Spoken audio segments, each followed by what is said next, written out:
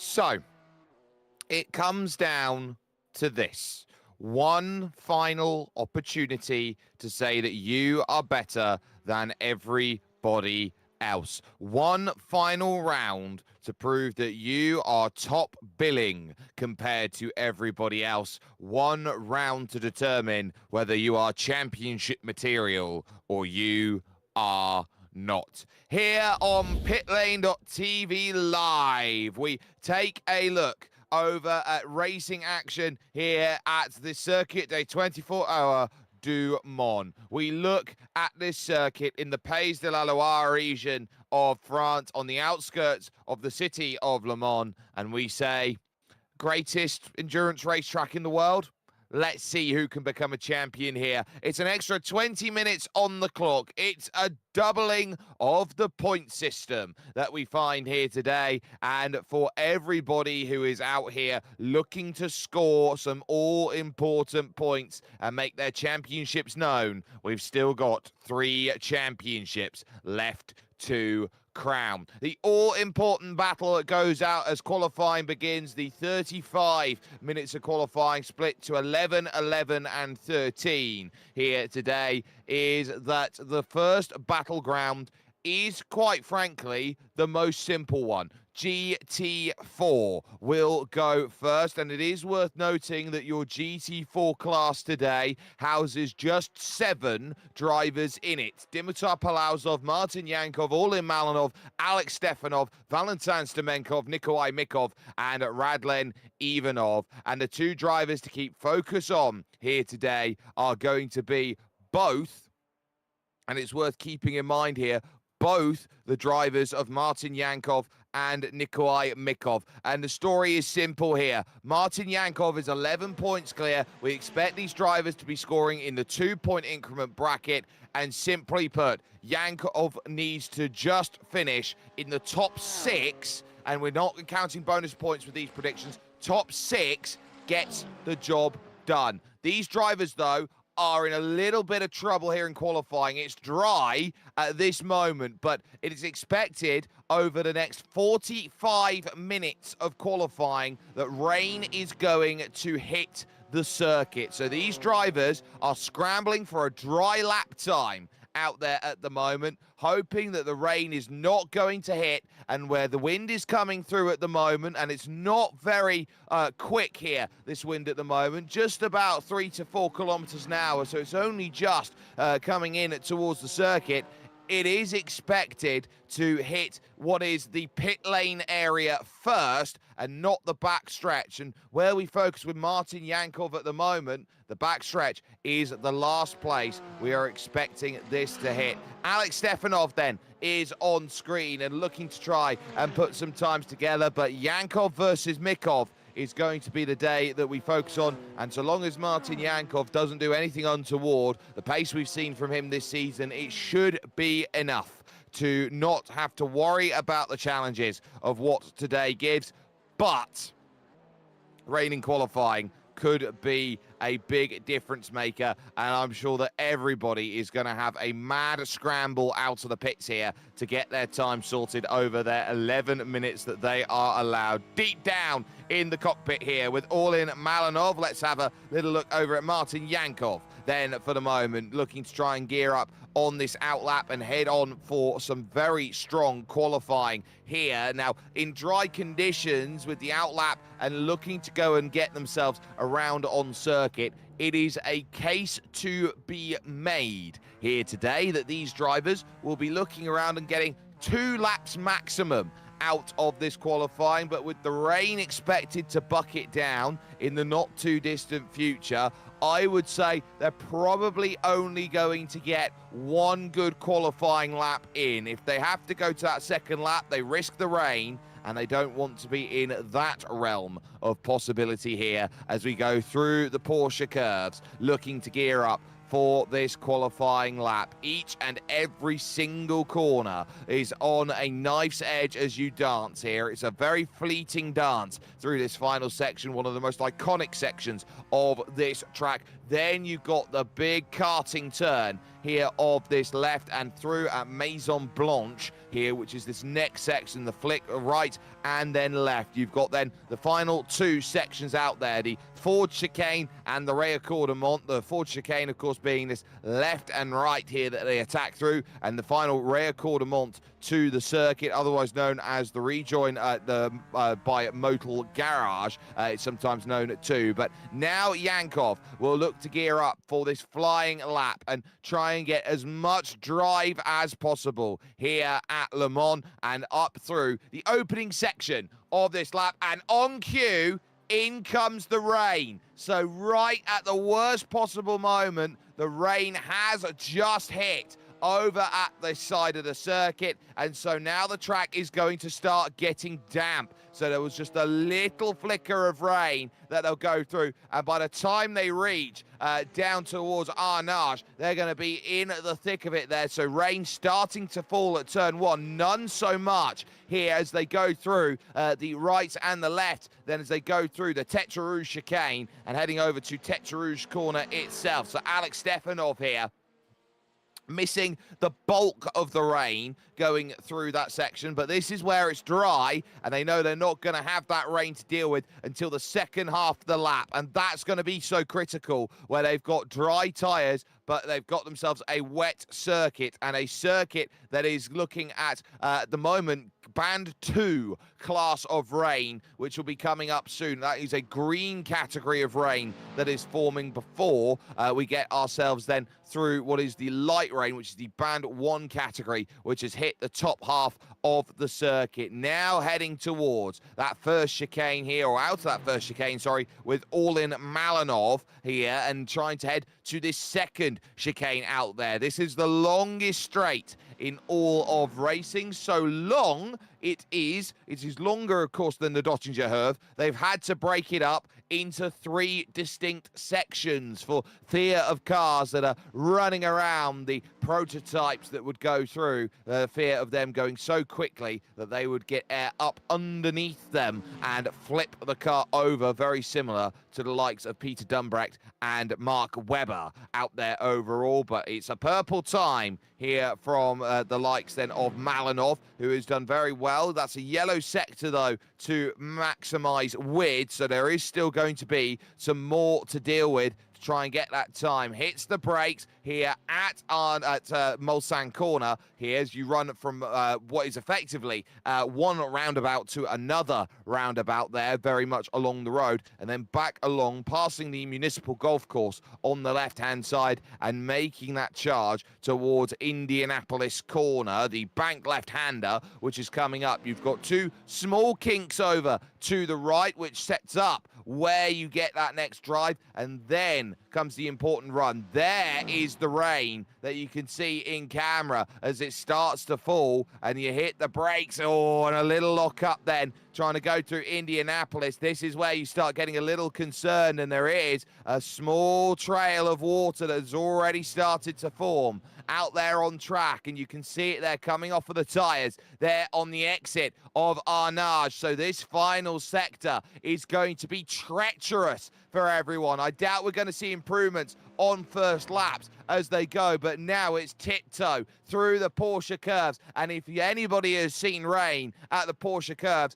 everybody does not get this braking zone correct, and everybody goes straight on here. Malinov, no such malady here through these Porsche curves, still relying on the grip and the warmth that the tyre can give, and still going through the next consecutive right-hand bend, now looking to try and make sure that this lap ends out the way it requires, and still having to worry about any understeer, of course, with the circuit starting to dampen up here in the final stages. But because if they do run off the circuit, it'll be a 0x incident point or even a 1x incident point, and the lap will be invalidated. Final 2 chicanes then for Orlin Malinov. Has this lap been good enough? The best of the conditions are those who got out earliest here to set times. Malinov crosses the line. 4:18.4 is the time to beat. Martin Yankov here. Can he, in the 110, find improvement on a 4:18? No, only a 4:23.3, so 5 seconds lost. Stefanov with bigger slide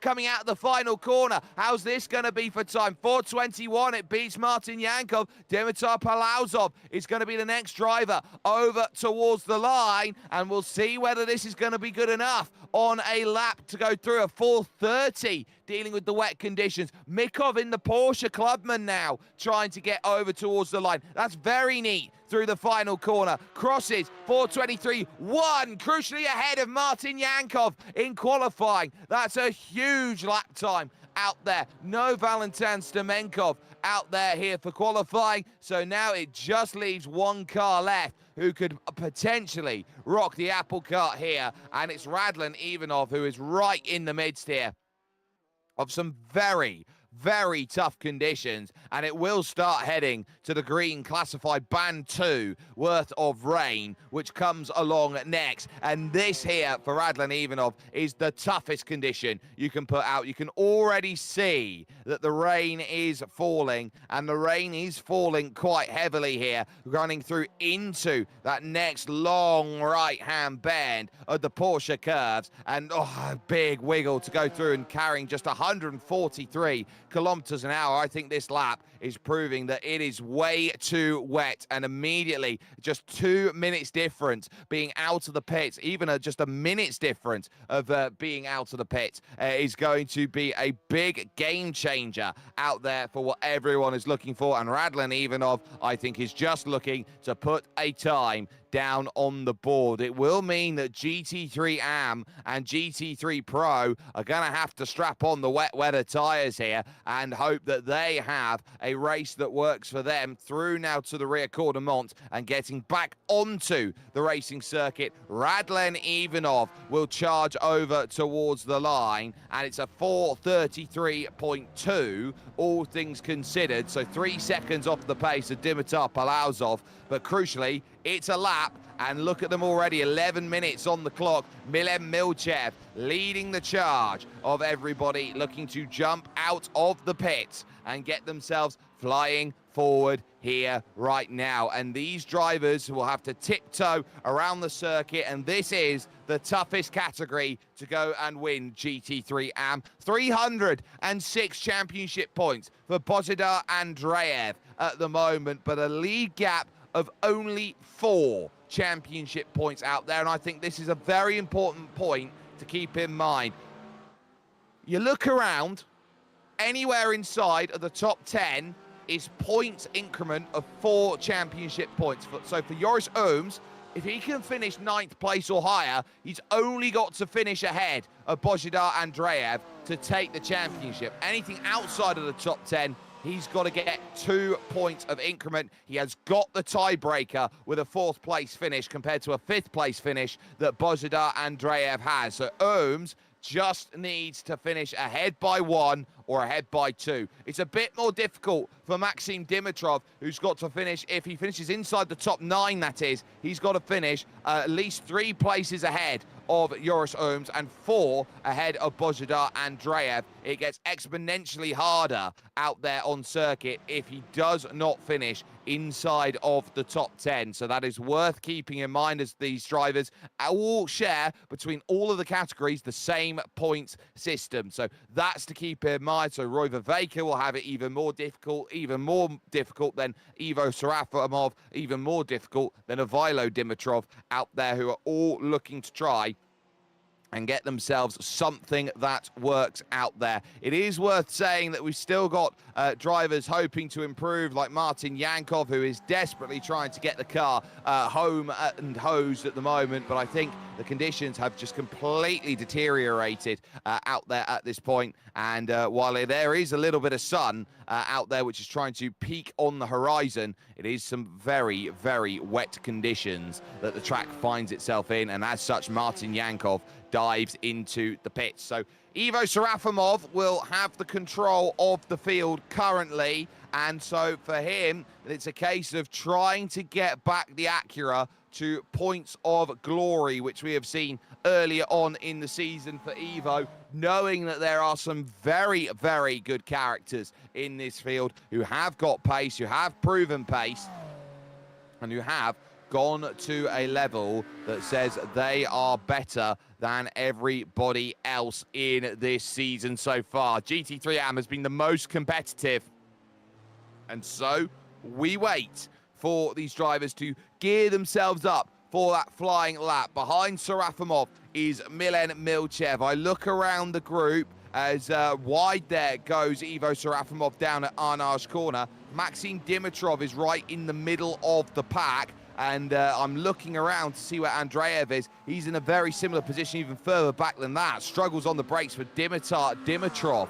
They're going through. Space on his own for Joris Ooms, who's going to try and work without any help of Slipstream on this lap.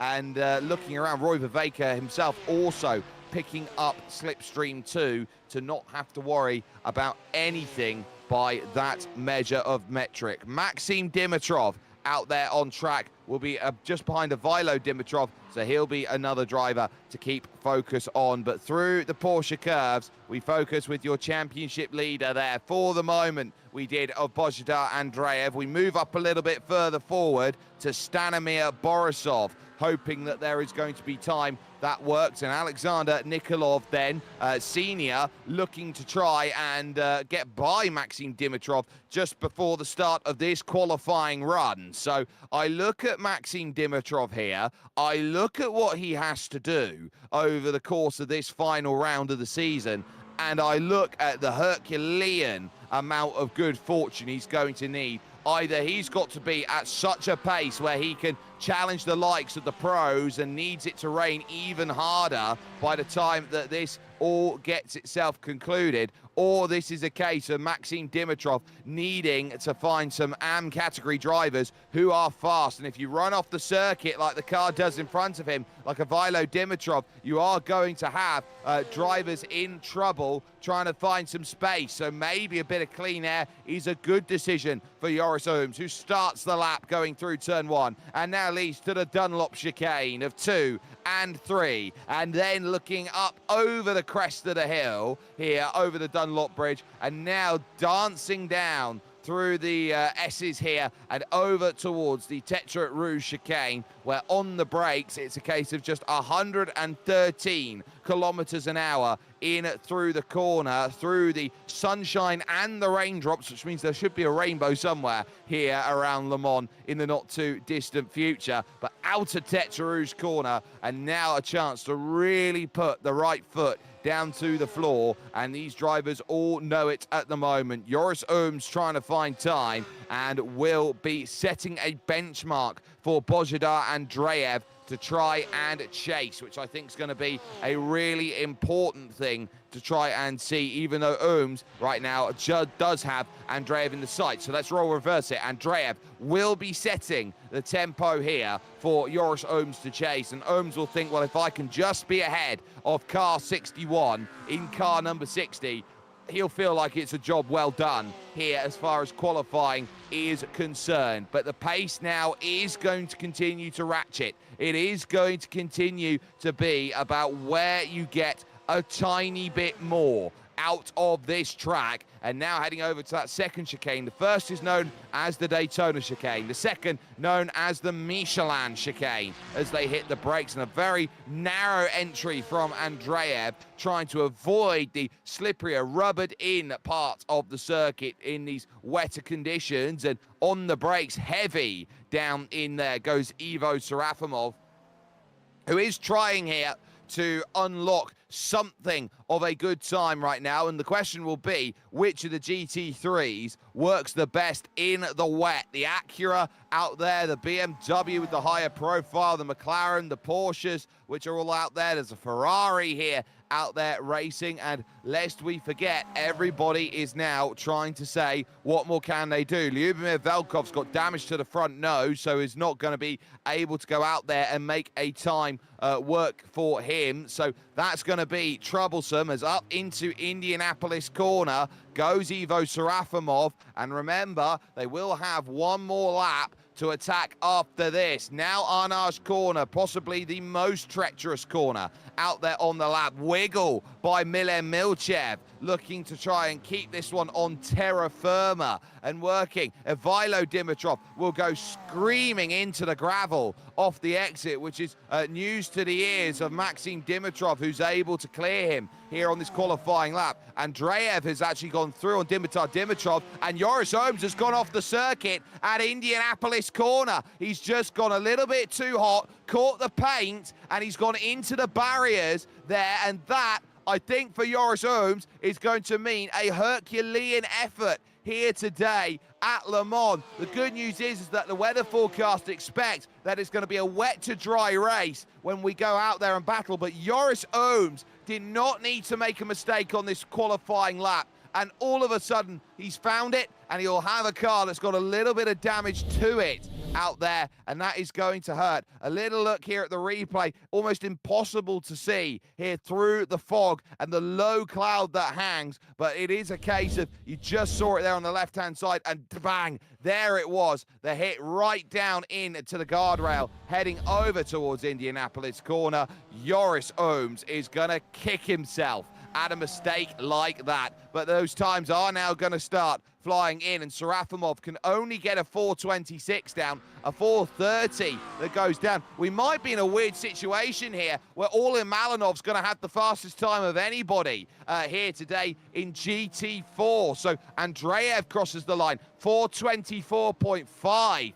The effort there gets over the line. Serafimov second, Maxim Dimitrov in third position, and so this now becomes a very interesting game of dealing with the rain at this moment. Alexander Nikolov Sr. currently in fourth, but we still wait for the likes of those who can look and improve. We know this lap won't count for Joris Ohms, but what about Roy? 4:29.6 for Viveka, so that is only ninth place in the overall, but it is fifth in class at the moment. So that still gives some hope in these very treacherous conditions, that there is still hope on the horizon, but I don't think there is for those who are watching the clouds very closely, because we've got some yellow categorized rain here, which is about to hit, which is the third band, class 3 rain. It goes all the way up to class 6 in terms of rain, which is pink rain, but we often see the likes of green and yellow rain as the consistent rain,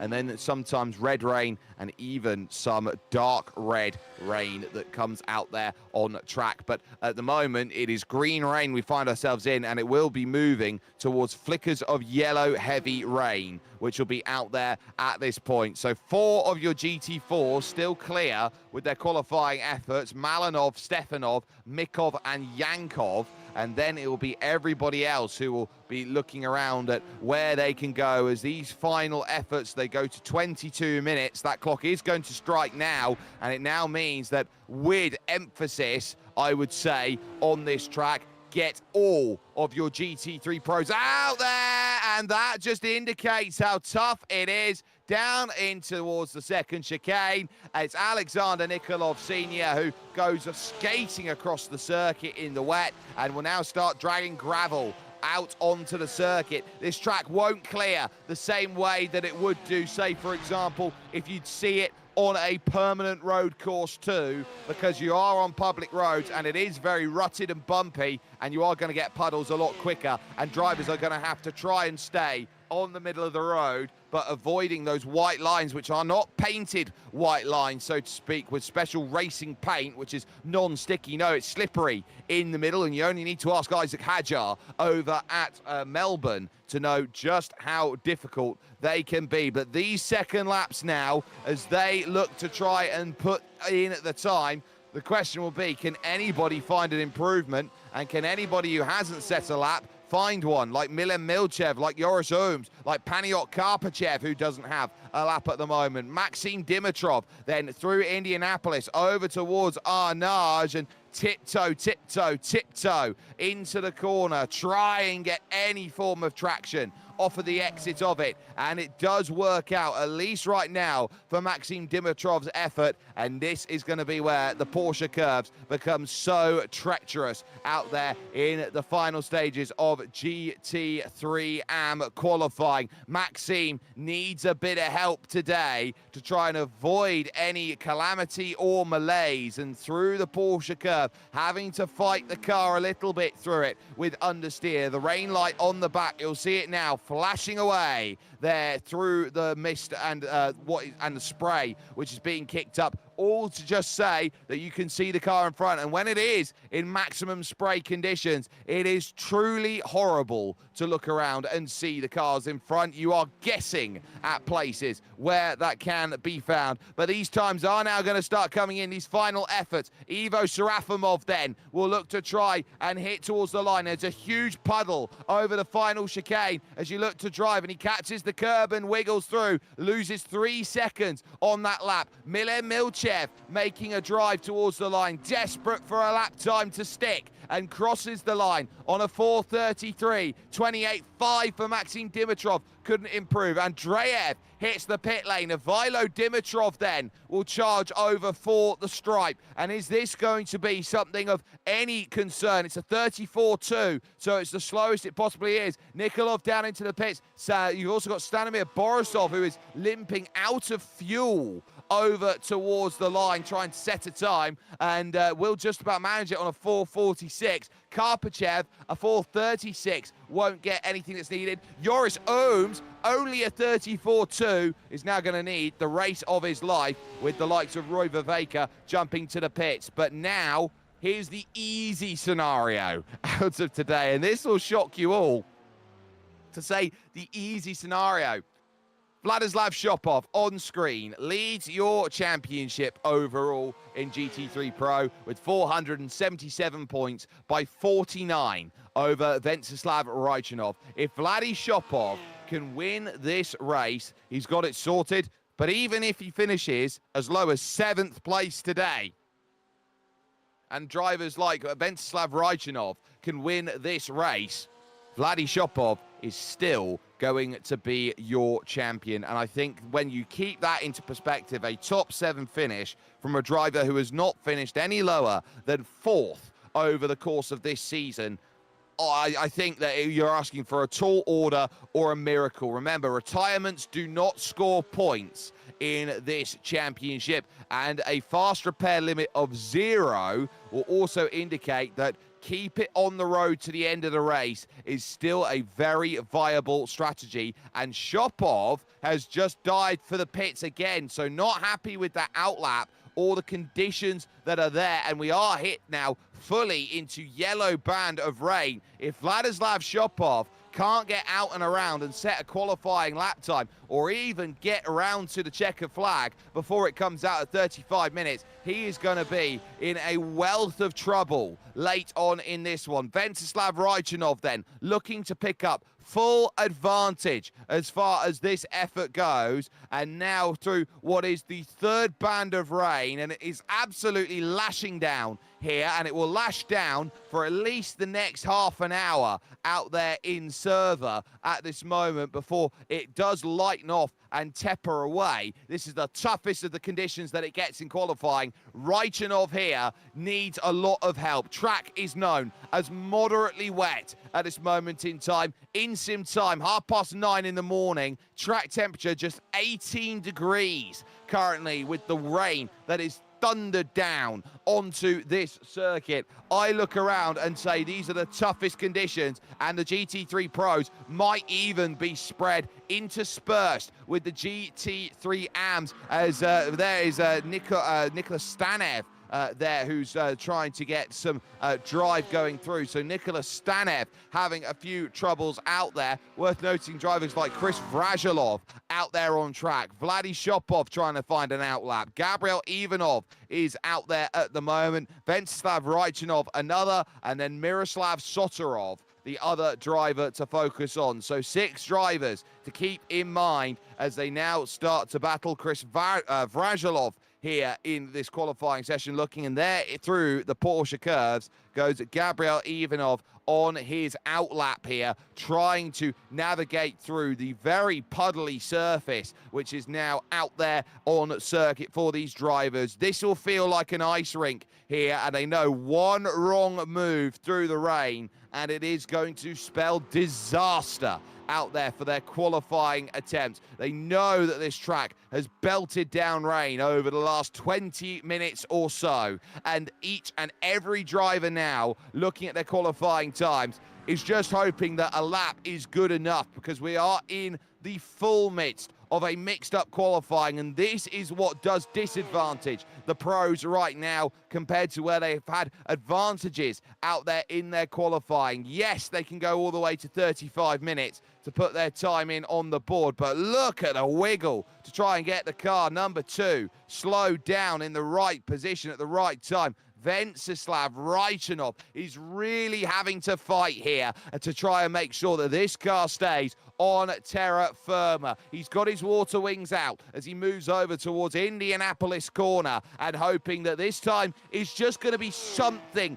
good enough to work with. If Raichinov can build a gap and qualify the car a lot quicker than the likes of Vladislav Shopov, he will have a beaming smile that he can work with, knowing that he's got a gap. But as he hits the brakes, you can see the surface water then on the outside of that fast right-hander heading towards the left of Indianapolis, really having to run the middle of the road to go through Arnage just to avoid the slippy, rubbered inside of the circuit.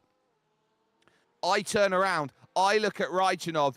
I think this is a good lap at the moment. Behind him, trying to follow on through the rain, is Miroslav Sotorov and Nicholas Stanev. I think we might be in for a situation where Orlin Malinov might have the overall pole position time out there, and I would be interested to see whether GT4, because they are quicker than GT3, will line up ahead, or whether they will be categorized as having to go in the class behind. Raichinov, as close as you like to that safer barrier going through the Porsche curves. If he even so much as glances it as he goes through, that is a 0x instant point, and that lap will be invalidated, and he'll have to go to the final lap in the books. And looking around at the in-sim time, where we're down under towards 4 minutes now, where we'll be at 4 minutes in the next couple of moments, I don't think he is going to get too many more attempts. He'll get one more attempt only as he goes through, dancing through the Ford chicane, looking to the rear cordon now, and hoping that this is a time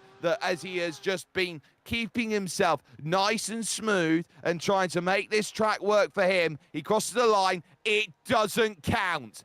Venceslav Raichinov is on the ropes. It doesn't count. Miroslav Sotorov crosses the line. It doesn't count. Nicholas Stanev crosses the line. 4:33.9, only good enough for 14th position out there. That is so telling in terms of these drivers. Shopov, we know, will only have one more lap left. Chris Vrajilov, I think, is going to be an interesting character to keep in mind on this as well. So I am starting to worry about all these pros and where they're going to be in a topsy-turvy qualifying, which has thrown a real shake-up here of this field, to have GT4s fastest, GT3 AMs, then some GT3 pros out there. This is sketchy stuff through towards Indianapolis corner for Gabriel Ivanov, who on his flying lap is hoping that something's going to work. The likes as well of Chris Vrajilov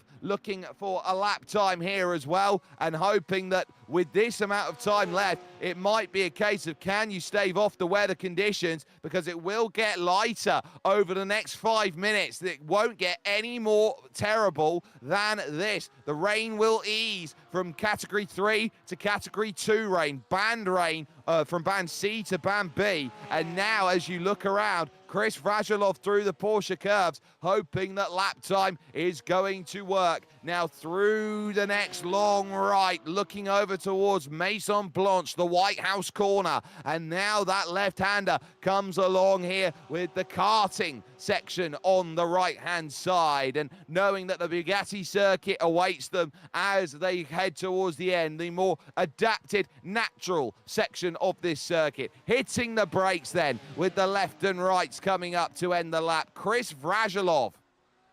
Is this going to be enough to put this car anywhere near the front? Gets drive off the exit, makes a lunge over towards the line. Vrajilov, 38.7. It's nowhere in terms of a lap for Chris Vrajilov. Now you start looking around at Gabriel Ivanov, for example, who hits the line. 34.4 only beats the likes of Paniot Karpachev. It's actually behind Joris Ooms out there. This is a big turn up for the books right now, and you've still got your top two to go yet. Shopov, Raichunov, Miroslav Sotorov needs to all find a time, and the checker flag is coming out in just 1 minute's time.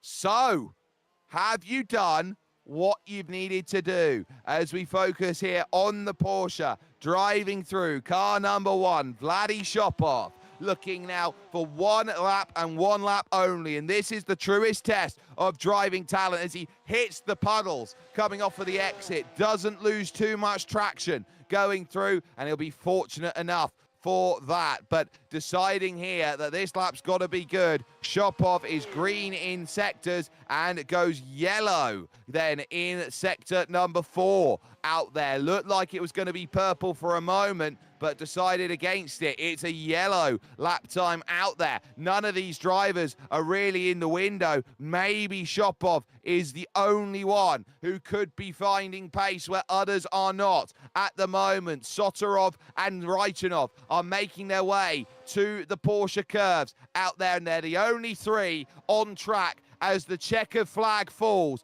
For the moment, there is Sotorov, who's looking to try and run into that Porsche curve, taking the big wide line to avoid the puddles and keep himself nice and stable through this final sector. It will be Raichunov who will be the first of the three drivers to go and set a time out of those who are out there on circuit left. And so you start wondering whether this is going to work or whether this is not right now, as Sotorov again is taking big wide lines through these corners. Raichunov is hitting the final two chicanes now, and will his lap time be enough? He runs through now to the rear corner Mon. Venceslav Raichunov could ideally need a lot of time here, could ideally need this to be a tough race for Vladdy Shopov. Over the line and going across. It's still nothing for Raichunov. He can't get a lap together. Oh, he'll have to go from the back. Miroslav Sotorov crosses the line. 36.1, 19th position, and now Vladdy Shopov.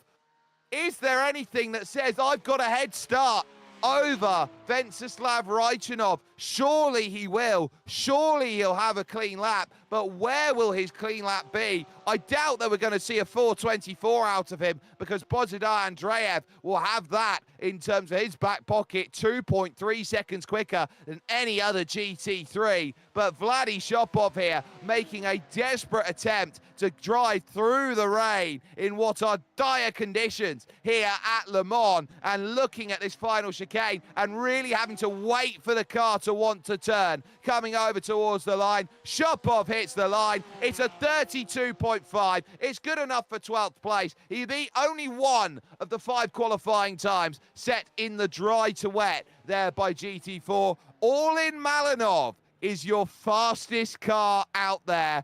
Bozidar Andreev has the GT3 pole in a topsy-turvy qualifying that you simply could not write out there overall. Oh my word.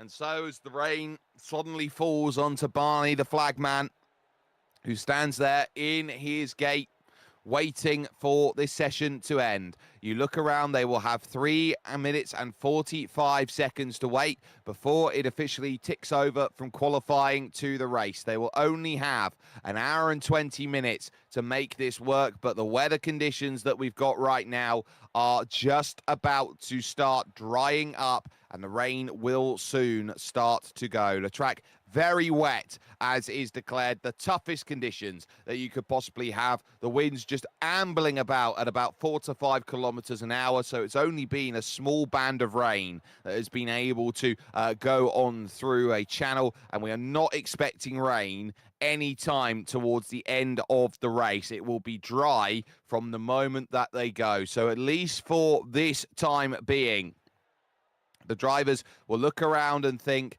this is the most topsy-turvy qualifying we have had in this series at the moment. And when you start putting a qualifying effort like this together, it might be one of the toughest. And there is the car that left the pits first, getting that pole position time first. And it did prove dividends to get out there on track first, gave you the best advantage. All in Malinov there with a 4:18.4, officially 2.6 seconds quicker than any other time out there in qualifying, ahead of Alex Stefanov and Nikolai Mikov. Martin Yankov, 4th fastest only, despite being the second car out there. A mistake over the last couple of corners, certainly costing in the final goes. Dimitar Palazov and Radlin Ivanov 5th and 6th in class there, and no time set for 4 drivers who will be split on their iracing and category. Valentin Stemenkov only in GT4, and then Ventsislav Raichanov, Lyubomir Velkov,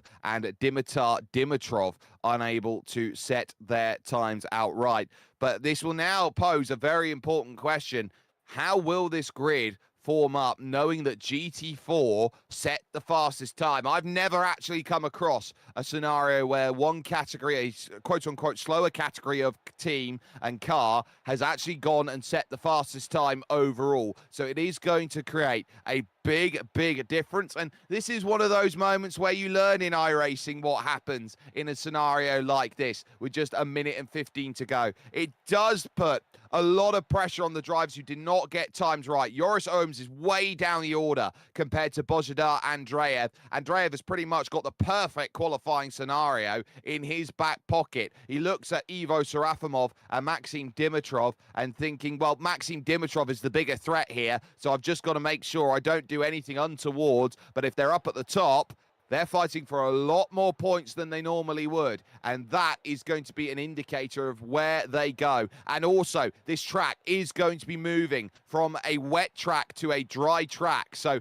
I think that drivers who are looking around at their fuel numbers and thinking, where are they going to get to the end of this race, they are keeping themselves in mind. The Corvette, for example, the Z06, which I don't think is running here today, is going to be limited to just 50% of the fuel tank. So that would indicate a 2-stop strategy that would have to go and put itself in place, which would be a really interesting scenario, whether you'd actually be able to hold the wet weather tyres out for 35 to 40 minutes on a track that would be drying in order to get onto the dry tyres and working, well, whether you'd lose too much, you'd lose the entire time of a single pit stop. It's a long way to go, and we can confirm then as we move on over into qualifying that despite having the fastest time, the lower category will start behind. So there's your grid out there. Bozhidar Andreev is going to be on the pole position, and we'll have Ivo Serafimov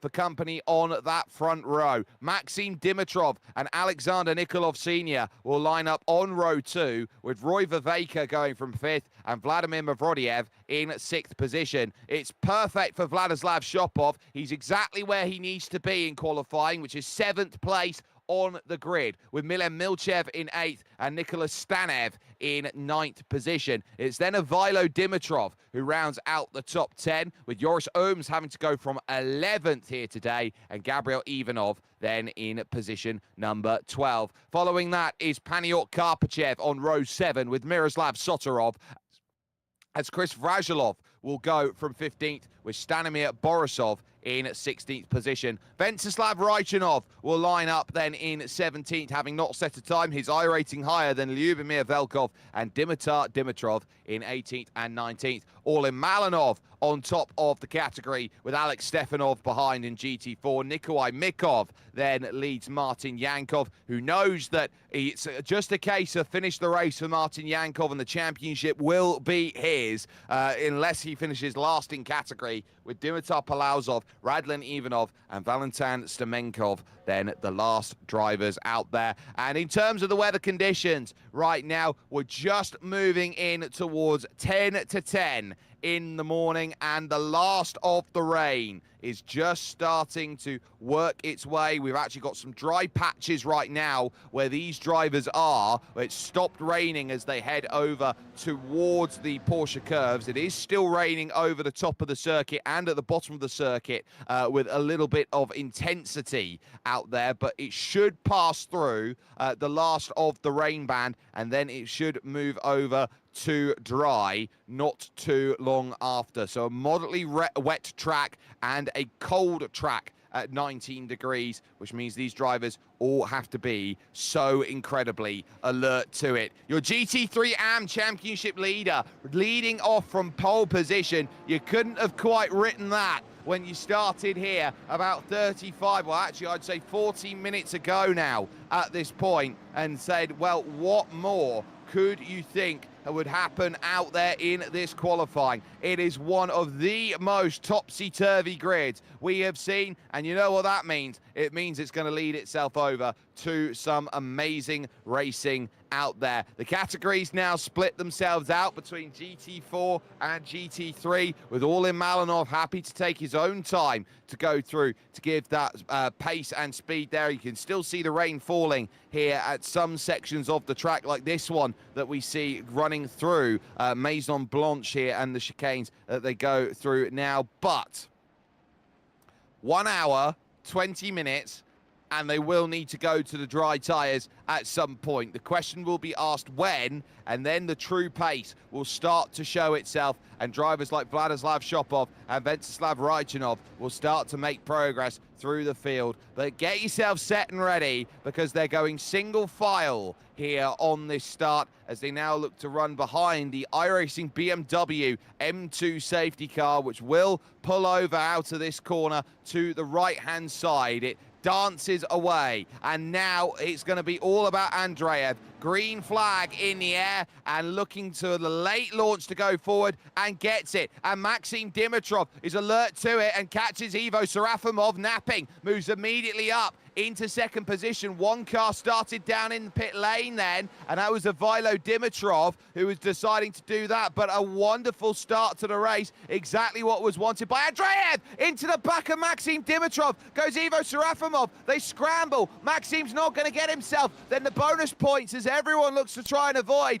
and try and jump through. Vrazilov's gone over the road, looking to try and avoid troubles too, as now GT4 sets itself off with Orlin Malinov in tow. Alex Stefanov, Nikolai Mikov, Martin Yankov, a lot more tame from that category as it starts to get itself going. But my, oh my, that was not the start that you were expecting from Ivo Serafimov, who has an outside chance of the GT3 AM title and looking to make some progress early. I think it's going to be very much needed. They now chase down and start searching for places on track as now they look towards the first of the big chicanes out there along the Mulsanne Straight. But it is, as it stands here, it's Andreev from Dimitrov, from Vladi Shopov, who's already up to third. Nikolov Senior with Roy Viveka fighting fourth and fifth, dueling rooster tails as they go down the back stretch here towards the chicane, lunging down in. Oh, there's contact, and round's going to go.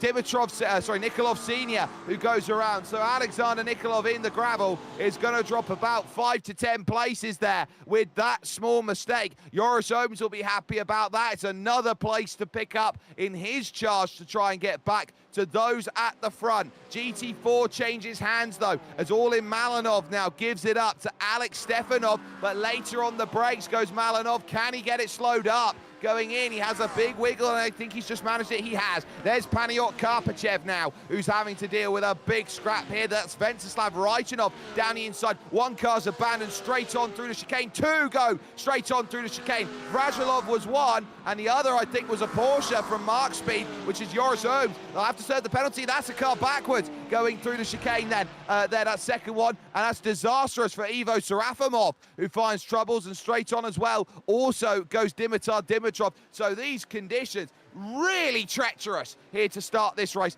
Everybody is on tenterhooks, but wow, oh wow, they are all looking around at this and thinking, if we can just survive,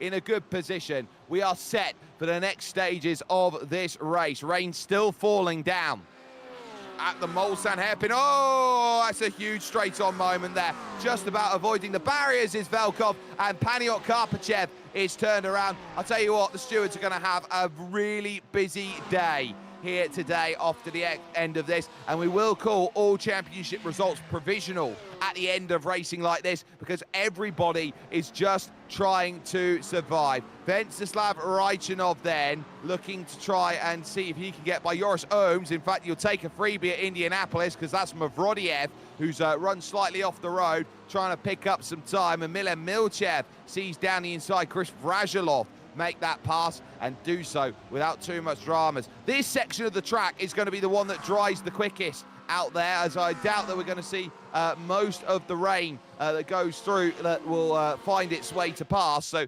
keep an eye on this side of the circuit, which is the western side of the circuit, which will be the section that dries out the quickest. But still, we go to Vladislav Shopov, who can't afford to tangle the wrong way out there, with Maxim Dimitrov just in front, who is holding his own quite nicely. And there is the likes of Orlin Malinov through on the damaged Paniot Karpachev, who's trying to just find a bit of speed to get back up to order at this point. Shopov remaining close here as he looks to try and line one up to the forward chicanes. Down the inside, Maxim Dimitrov has none of it and looks about and waits for it and says, you know what, I'm happy with it. If you can get me to Andreev, I'll be very pleased about it. And remember, the difference between Dimitrov and Andreev is 14 championship points only at this moment. And so when you look at the difference between second and third, it's 10 championship points. So those 10 championship points would be big. It would need another driver to come through and make the difference. Second and fourth, I think, would be the gap that is looking at to be the best. And Joris Ohms here in the middle of this group now is trying to dance his way through. Raichinov is trying to follow in tow. So too is Nicholas Stanev out there at this point. And because this is going to be a dry race, I wonder how many drivers have set their car up for dry conditions and are just trying to make sure they limp around these early laps, knowing they can sacrifice the beginning to give themselves the end. Other drivers might have a great wet weather set attributed to them, but the moment it gets dry, they're going to start struggling out there. That might be something that we note as this race progresses on an hour and 20 minutes, and already we've gone through 4.5 of them, well now 5.5 if not 6 minutes of this race now, as we look to start having these duels back again on the Mulsanne. And for the overall race lead, Vladislav Shopov at 279 kilometers an hour thinks about making the pass, and Bozidar Andreev holds steady on the first chicane as your GT3 AM Championship leader meets your GT3 Pro Championship leader, and one of them will want to move to the race lead and say they are top of this one. And Shopov, I think, wants to be where he's been on 4 occasions this season, position number 1. And now he will have his eyes firmly set on trying to battle through the spray to get that move. He will focus in on the rain light, move over to the left-hand side. Andreev is slightly earlier on the brakes, but again, there's no room at the inn for Vladi Shopov to try and make that pass. And again, he's going to have to put himself in a position where he goes to attack later on. So Shopov puts himself in a place where he wants to win this race. He wants to go and give himself as much of a lead over Gabriel Ivanov as he can, which is the next leading GT3 Pro. And there's a little search again, heading over towards Mulsanne corner. Wide line now taken by Shopov, trying to get drive off of the exit. But again, Bozidar Andreev is pretty much the match met at this point in the race. So there isn't much more that can be done. And speaking of drivers who have made moves, Raichanov through on Joris Ooms now for position. That's been a change out there. And we've got a lovely three-car duel between Gabriel Ivanov, who's a little slow off the exit, as now we watch here the move over to the left-hand side, trying to pick up the inside, and that's a lift-off then from Andreev, not wanting to fight it here into Indianapolis. Shopov leads this race, goes careening straight on though into the corner and just about gets it slowed up. He'd have been very lucky, but his tyres now will be ice as he goes through there. Viveka having a very quiet run in fourth position, but Gabriel Ivanov just about holds off Chris Vrajilov and Miroslav Sotorov out there on circuit as they now start looking around at this moderately wet track and the rain, which will still be passing through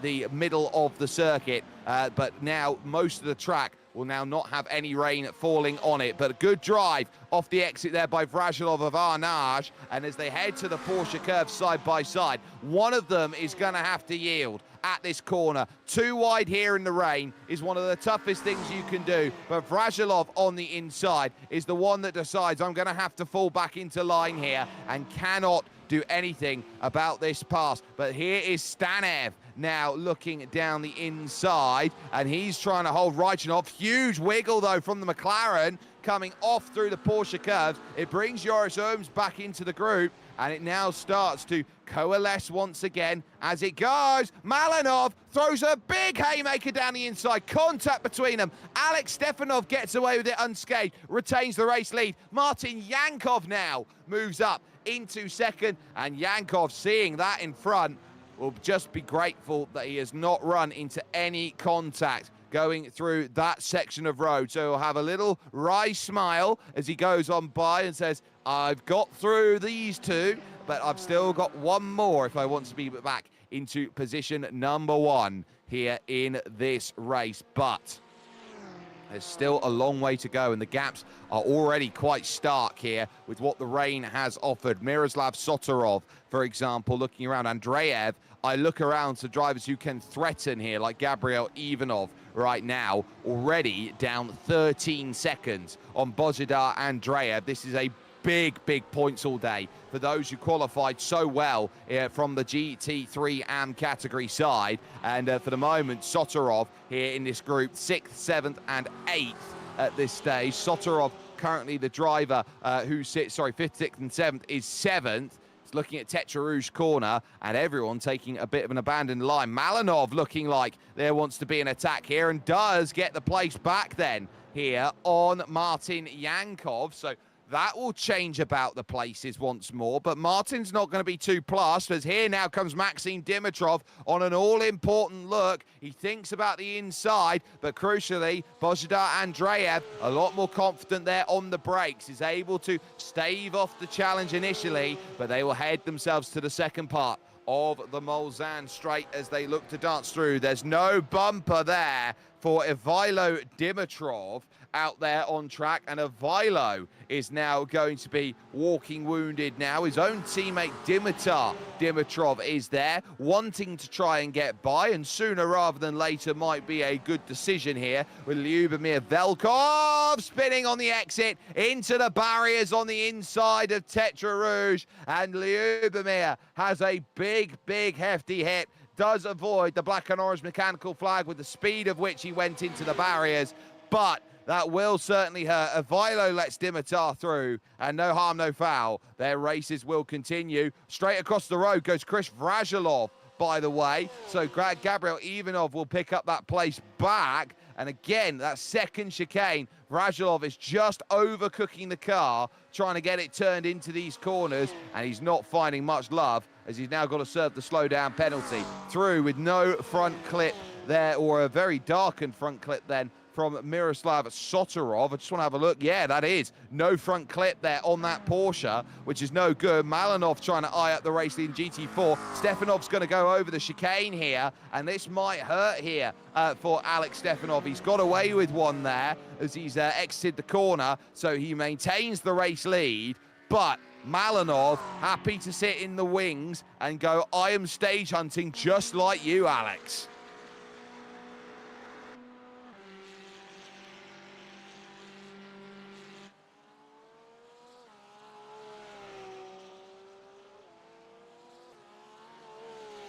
Going to be a tough start to this race, and we've certainly seen that from drivers as Alex Stefanov getting a huge crab on as he goes through to try and get the car turned around. That McLaren does not look stable. It's quick, it's slippery. In wet conditions, you want a car that's stable, and I don't think he's got that at the moment out of the 570S that he's piloting about at the moment. Malinov, the Aston Martin Vantage, looking a lot better with Martin Yankov's BMW M4 sat there behind going, you know what? I don't really want to get myself too close if they're both going to throw each other off the road. And again, struggling straight on through the corner, aquaplaning through the corner then goes Alex Stefanov. He couldn't do anything about it. He threatened it once, he threatened it twice, and at the third time, he finds himself unlucky. And now here comes Martin Yankov into position to look to try and find this move. And in fact, he's going to push along the straight, is he, right now, to try and see if the pace is going to stay up. You can't get much closer without pushing. And Martin Yankov just backs off the rear and doesn't want anything to do with that moment out there on track. Still a circuit that does have to dry out there from these moderately wet conditions, knowing that there will not be any more rain. On the brakes at Indianapolis corner, and Martin Yankov now still having to get the windscreen wipers going, is trying to have a really nice run of things. Now, I am noting here a few drivers in the pits. Paniot Karpachev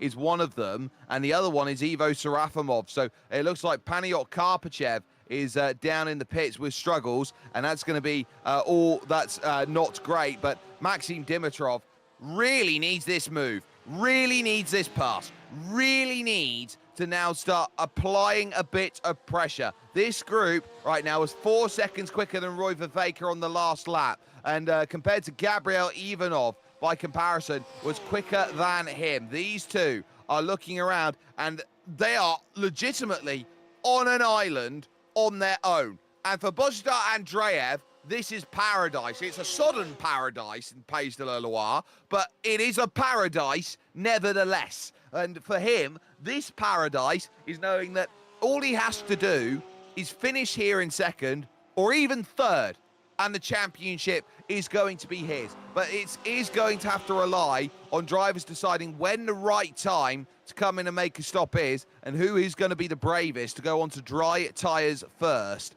around this track.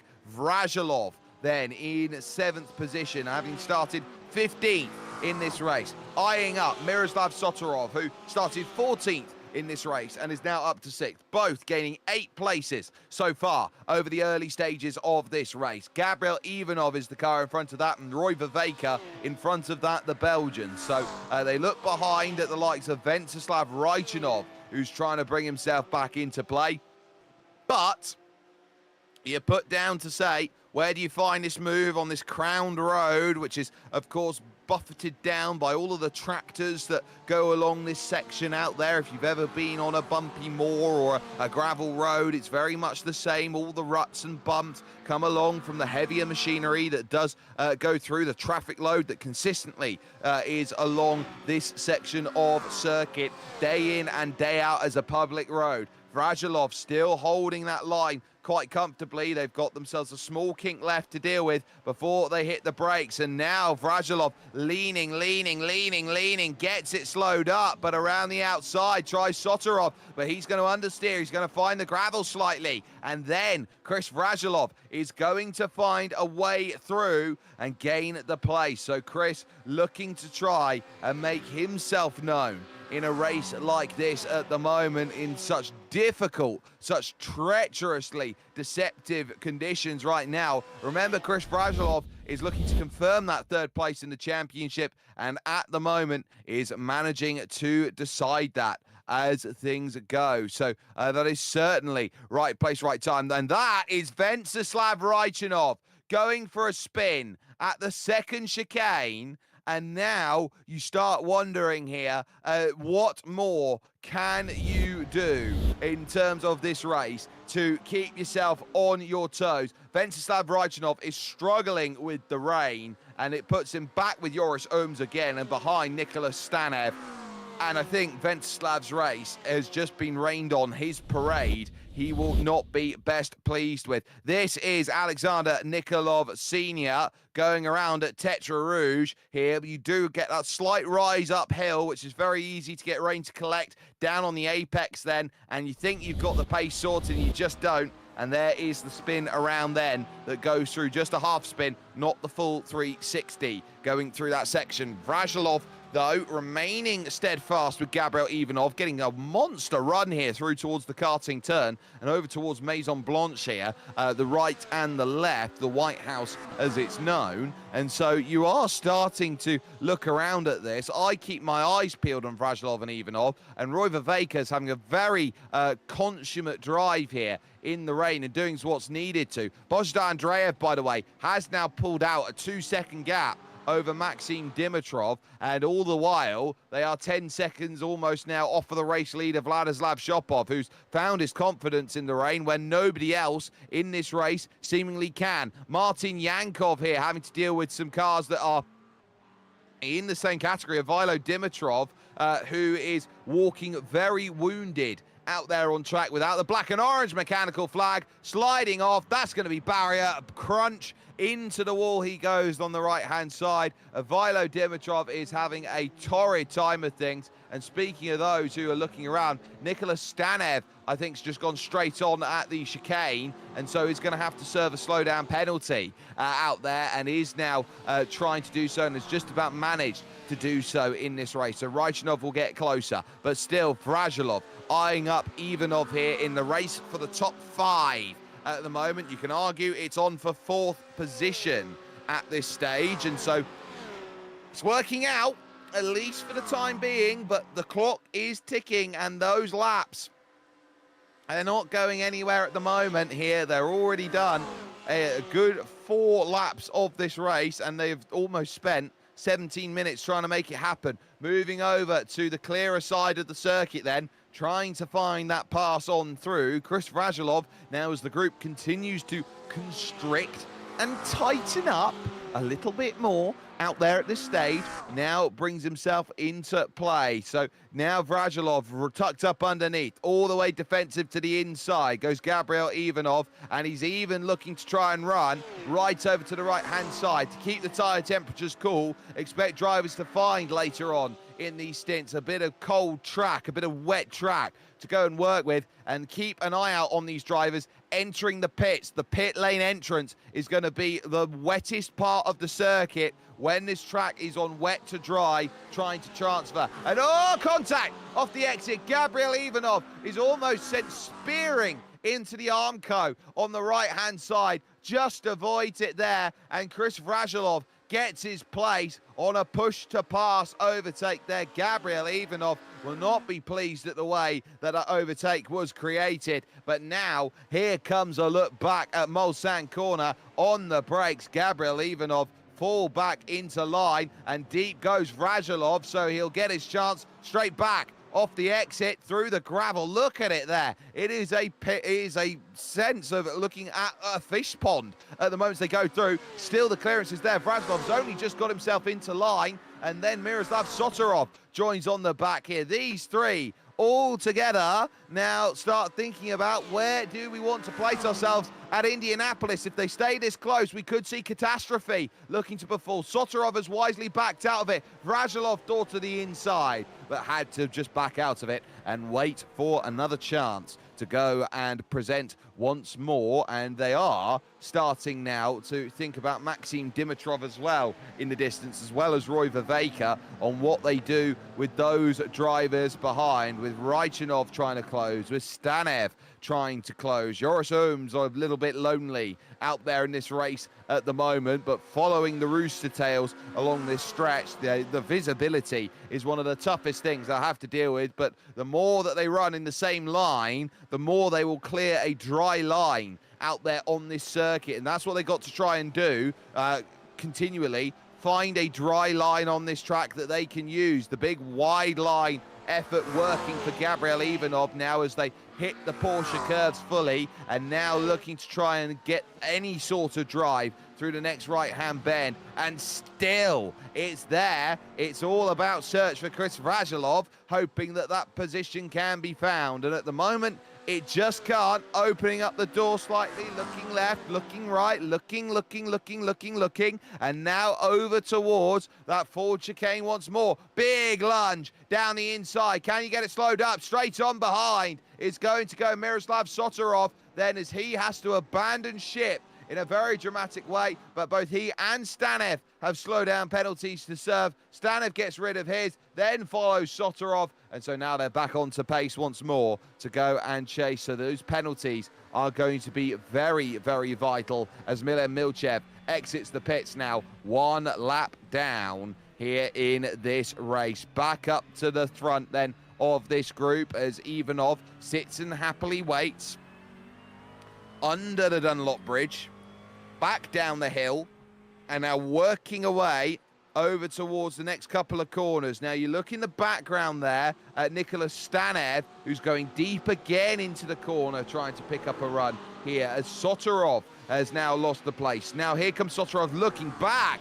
Tetra Rouge trying to get it done and not managing. Stanev can't get any launch off the exit there, had gone too deep into the corner, and as such, thank you very much, Lee, Miroslav Sotorov will pick up the place, and waiting in the wings is Raichinov, trying to get back up the order in any which way that he can at this moment in the race, and hoping that this will work. A little pivot now to try and duck back out of the toe, looking like it's trying to be made here, but Stanev, I think, backing out, looking for a little bit of perspective running through towards these corners, and not often that you get to say that, perspective being an important part of this race. But for Sotorov now, it's about drive, it's about where you find that next all-important move, and on this straight, the puddles will be there for a few hours at least on the right-hand side. These cool conditions, by the way, and actually how saturated the rising humidity is, 80%, does make a big difference as to whether you are going to get a lot of this water cleared quickly or slowly. And I think these cool conditions would indicate that we're going to have a slow track drying stage. It might be wet track for the entirety of this. Track is declared currently now as lightly wet at the moment, so they are clearing that standing water and doing a good job. But Sotorov now has what he wants on Gabriel Ivanov, which is the outside, heading over towards the next right-hander. Can't match in a straight line, though. Look out. Inside line, easy as you like. Nicholas Stanev trying to pick up two. Speaking of which, as Stanev gets both passes done, Roy loses out. Chris Vrajilov now makes his position known and jumps up one more, and that will put him into fourth position on the road currently as Roy Viveka watches. And Stanev now with the clearance on Ivanov and Miroslav Sotorov at the moment. Your GT4 field starting to spread out a little bit more, side by side, as they go to Indianapolis corner. Once again, Stanev on the outside line, the inside for Ivanov, and Ivanov will get that security. Oh, he has a big wiggle through the middle of the corner. He'll go straight on. Will he avoid the barriers? He pitches it into a slide and avoids drama, but it will cost 3 spaces as Raichinov is now on that group now. Ivanov, so well to save the car. One little snap, and that was as scary as it gets. Really, he's done so well to avoid that going any worse than what it did.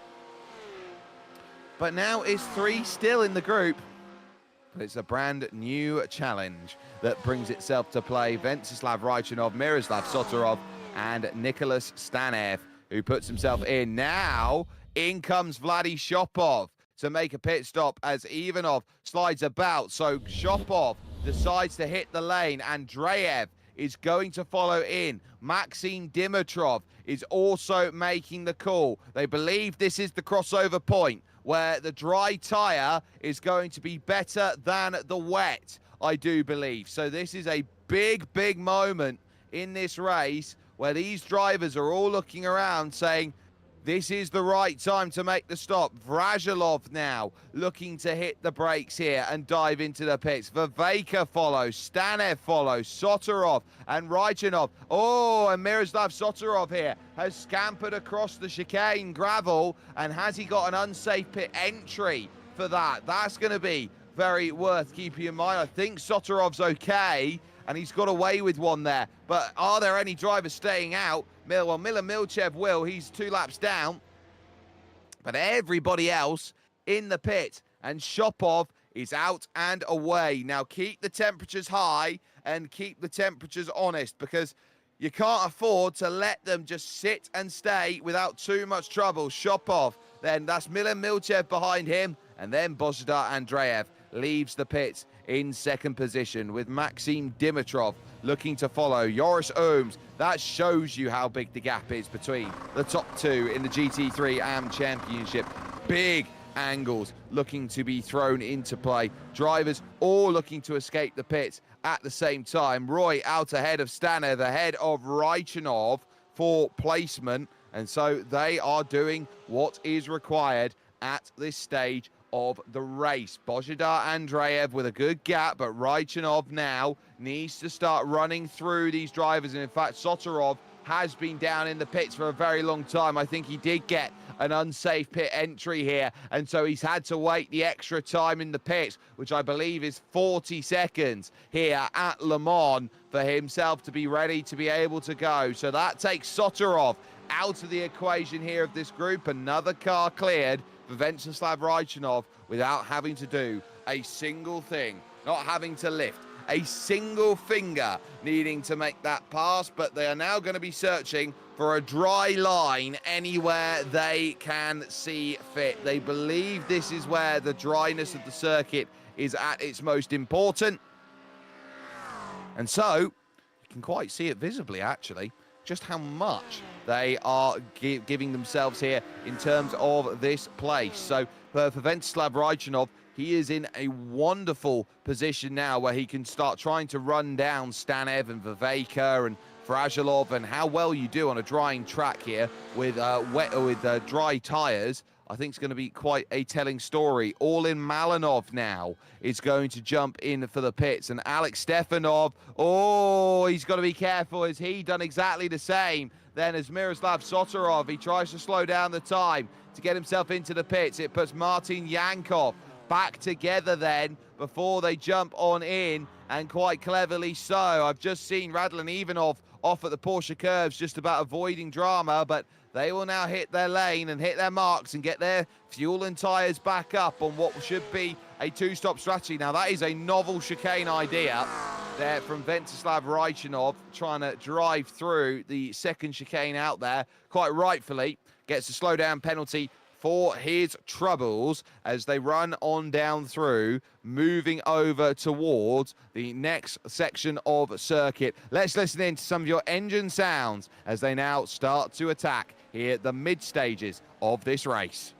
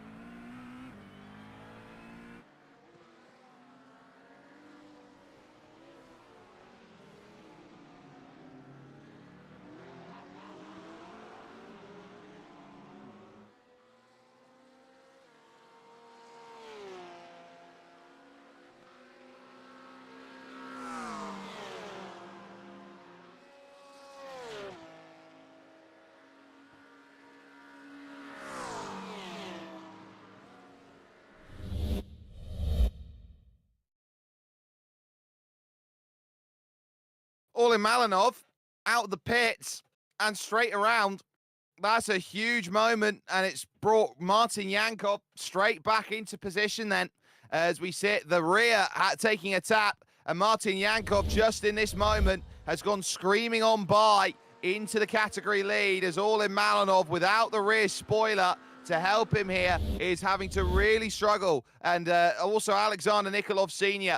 going around. It's a very treacherous moment of this race where drivers are on a dry tyre, and that is Stanimir Borisov going very slowly here, and we'll see on replay in towards this next section. I think he's overcooked it. It's caught a tank slapper, and it's never good when you start going right into a left-hand bend, and I'm pretty sure not many people have seen that side of the roundabout as they've gone through. Vladimir Mavrodiev has also found himself slow on the exit then of Indianapolis corner, and that has certainly proved to be difficult out there as they've had to try and navigate through. But Martin Yankov now in control of the GT4 category at this moment in time. Venslav Raichanov then has started to make some places and now moves himself up into P6 and trying, look at them both deep there at the Tetra Rouge chicane, trying to get the pass done for P5 at Tetra Rouge.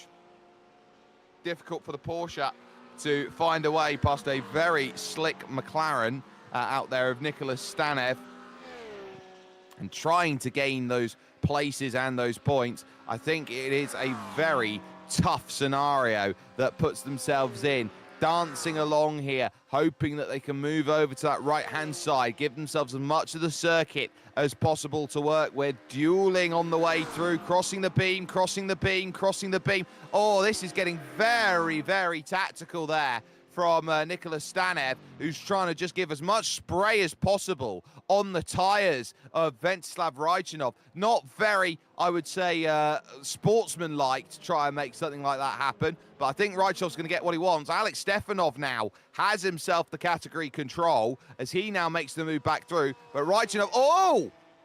Wing mirror to wing mirror as they go through. So no love lost between these two as they battle along hard over towards the second of the Mulsanne chicanes.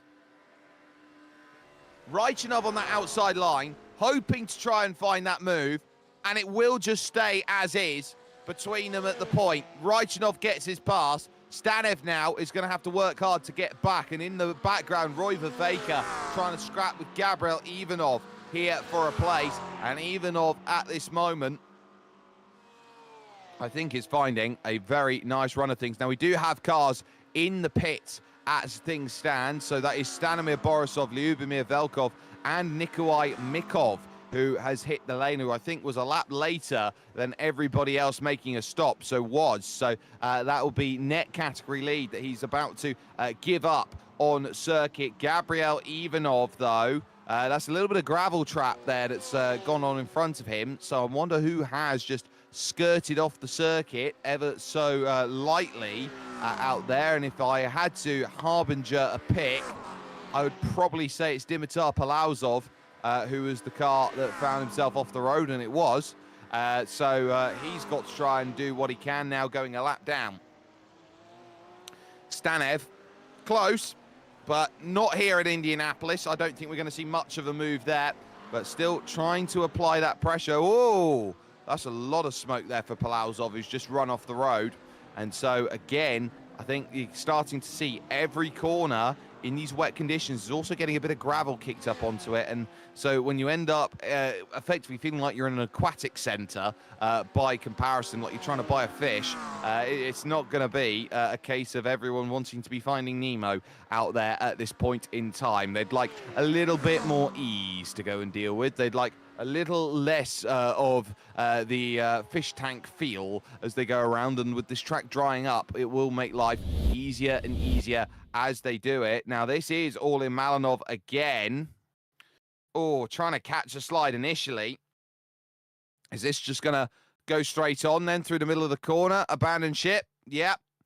It's going to capsize, unfortunately, Orlin. So that is going to be a case of finding a stop, and Orlin Malinov retiring the car. Oh, Gabriel Ivanov going around then, heading towards Maison Blanche. And that then through the last of the Porsche curves, just catching the rear going around. We talk about it being difficult. He tried to catch it once and then had no way of keeping the car a second time. So a slow, meandering spin for Gabriel Ivanov, doing no favors at this point in time and really causing havoc here has the rain for these drivers. They look to try and make their strategies work for them at this point. Chris Vrajilov in fourth. Maxim Dimitrov is a full 22 seconds down the road in third position, with Božidar Andreev just 2.5 seconds clear in second, and now a 20-second lead for Vladislav Shopov,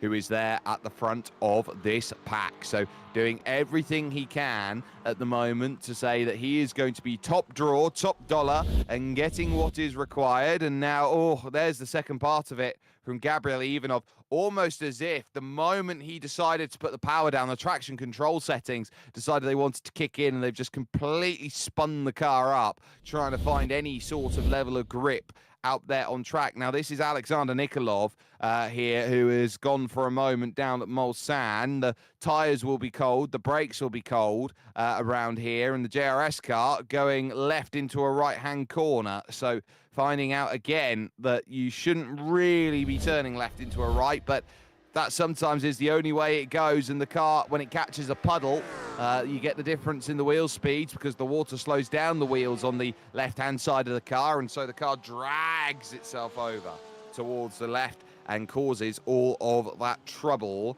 for the drivers here. And the more that these drivers struggle on these tyres and spin, the cooler that they're going to get. And so when you've got no tyre temperature, you got nothing, basically, is the way to describe it. You don't want a box of nothing to go and work with here into the second half of the race. We are going to be at halfway at the end of this lap, close about enough to.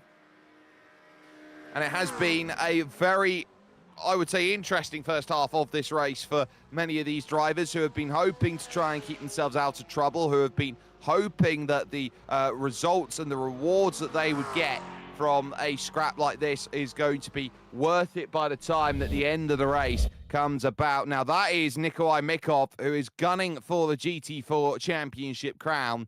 And for Nikolai Mikov, pointing the wrong way out there on track, that is not the day that he would be hoping for. And where he is compared to Martin Yankov is light years away, and it is quite stark, the gap that has now formed between them at this stage. Gabriel Ivanov, then we focus back on for the moment, and looking to try and chase on down here on his 9th lap of the race, another position, and it will be the AM category driver of the number 59 in front, which will be Roy Vervaeke.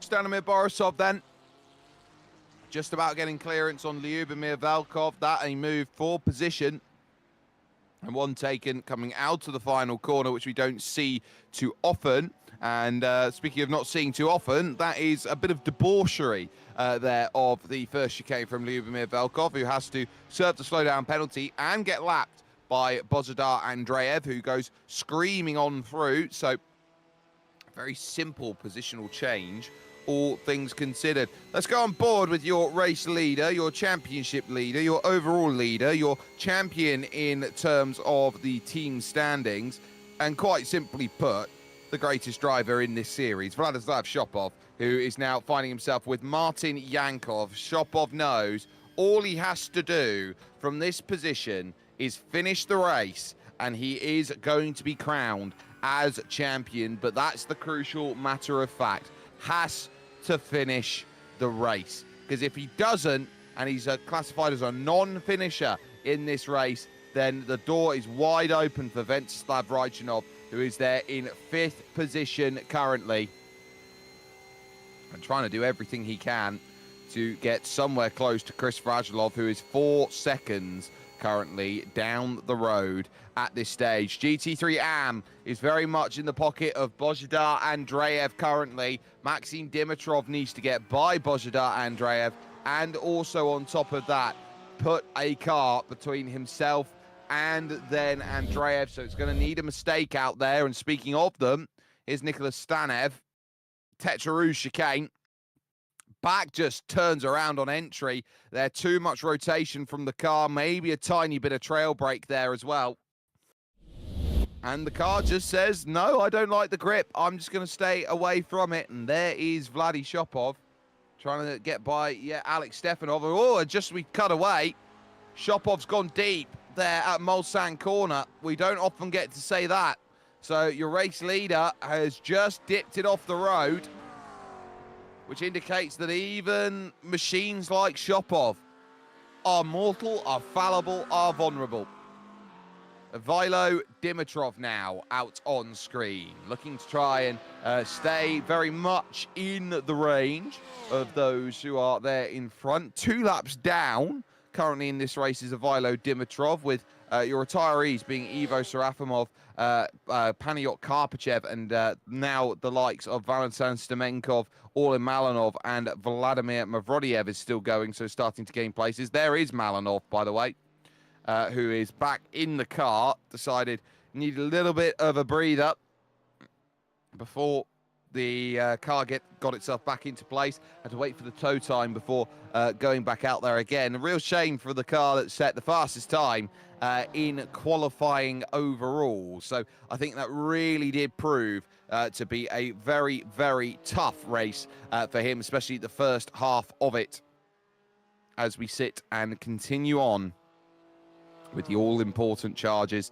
that they have here to go. So keeping an eye on these times that we are seeing improving. Lap 5 was the quickest for Vladislav Shopov, a 4:20.0. He's keeping around the 4:20s in terms of his pace overall, which indicates to me we're in a very similar phase of where they are at the moment. And Shopov currently driving without too much loss, I would say, at the moment. He has lost about 3 seconds on this lap to Božidar Andreev, but nothing, I would say, that is too untoward, as you can see the times there down on the bottom of your screen there, indicating who's got what and who's got pace here. So the difference is Andreev losing 4 seconds on lap 7, 1.8 seconds on lap number 8, and then 1.5 seconds on lap number 9 out there overall, which, as Božidar Andreev does a 4:21 on the books, will take 2.5 seconds back. So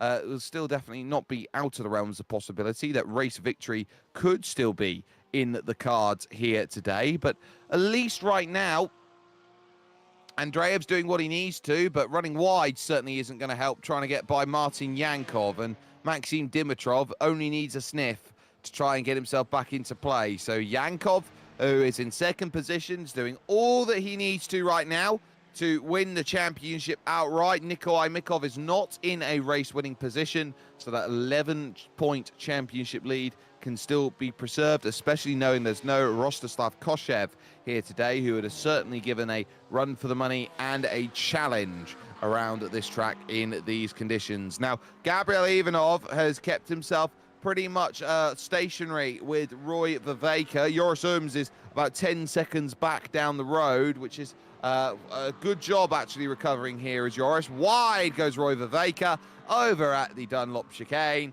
Easy pickings then off the exit. Gabriel Ivanov moves up into 7th position with that pass, and will now look at the gap he's got in front, which is now 5 seconds over to Nicholas Stanev. So still more work to do on the horizon, and finding a little bit more time, I think, is going to be the first port of call for Gabriel, with a 4:22 on that last lap compared to Nicholas Stanev's struggled lap of a 4:32 out there, but 4:21, the quickest lap that has been done by Stanev previously in this race. So I would say there's definitely scope for a move. Then there's definitely chance. Dimitar Dimitrov. Oh, is this the case of the backs just going away under braking? Very much is. Goes over the first chicane, the second chicane here. And fortunately enough, no cars around. Goes to a lazy spin out of the gravel. And doesn't necessarily run into too many troubles out there. But we do note that Bojdar Andreev here in second position is doing everything he needs to. Now, Gabriel Ivanov here, this is starting to coalesce again quite heavily around him. Lap traffic in the form of Lyubomir Velkov clears that, but has now caught Nicholas Stanev for position. So 5 seconds gone through the first chicane, a half spin for Stanev. Second chicane, under pressure, deep in through the corner. And very nearly looping it himself there was Gabriel Ivanov, who had to gather up a little bucket of oversteer through the middle, but out in the water on the exit of the corner. That's not going to help Ivanov out too much, as there goes the drive. And as, again, aggressive as you want to be from Nicholas Stanev, it's going to be about where you find that move at Mulsanne corner. Last of the late breakers. Now, you don't want to be sailing straight on here. And that, unfortunately, is the role that is taken by Gabriel Ivanov there, as he can't get the turn in to the corner. And Roy Viveka can only watch on and see that Nicholas Stanev has maintained the place, and has maintained the place quite nicely at this moment in time. But it is a long, long way yet still to the end of this race. And at certain stages of this circuit, you still got some drivers who are very happy to have the windscreen wipers on, because they are dealing with the spray of the cars that are up in front, and it certainly hasn't dissipated in any way, shape or form. I still predict that we've got one more pit stop left in this race. I doubt that they're going to be going the full hour when it comes to that tank of fuel, no matter how much speed they can scrub off of it with their strategy stops at this point. But for Gabriel Ivanov, he'd quite like to move up to 6th place, I think. I think it would make him very happy that he's got himself back into that position. And you can see the differences of the gaps there on the timing tower, with not many cars in and around each other. I think it is quite a very telling scene at the moment that these cars are about a second away from each other each now, are the closest on track as we near up to 50 minutes in this race.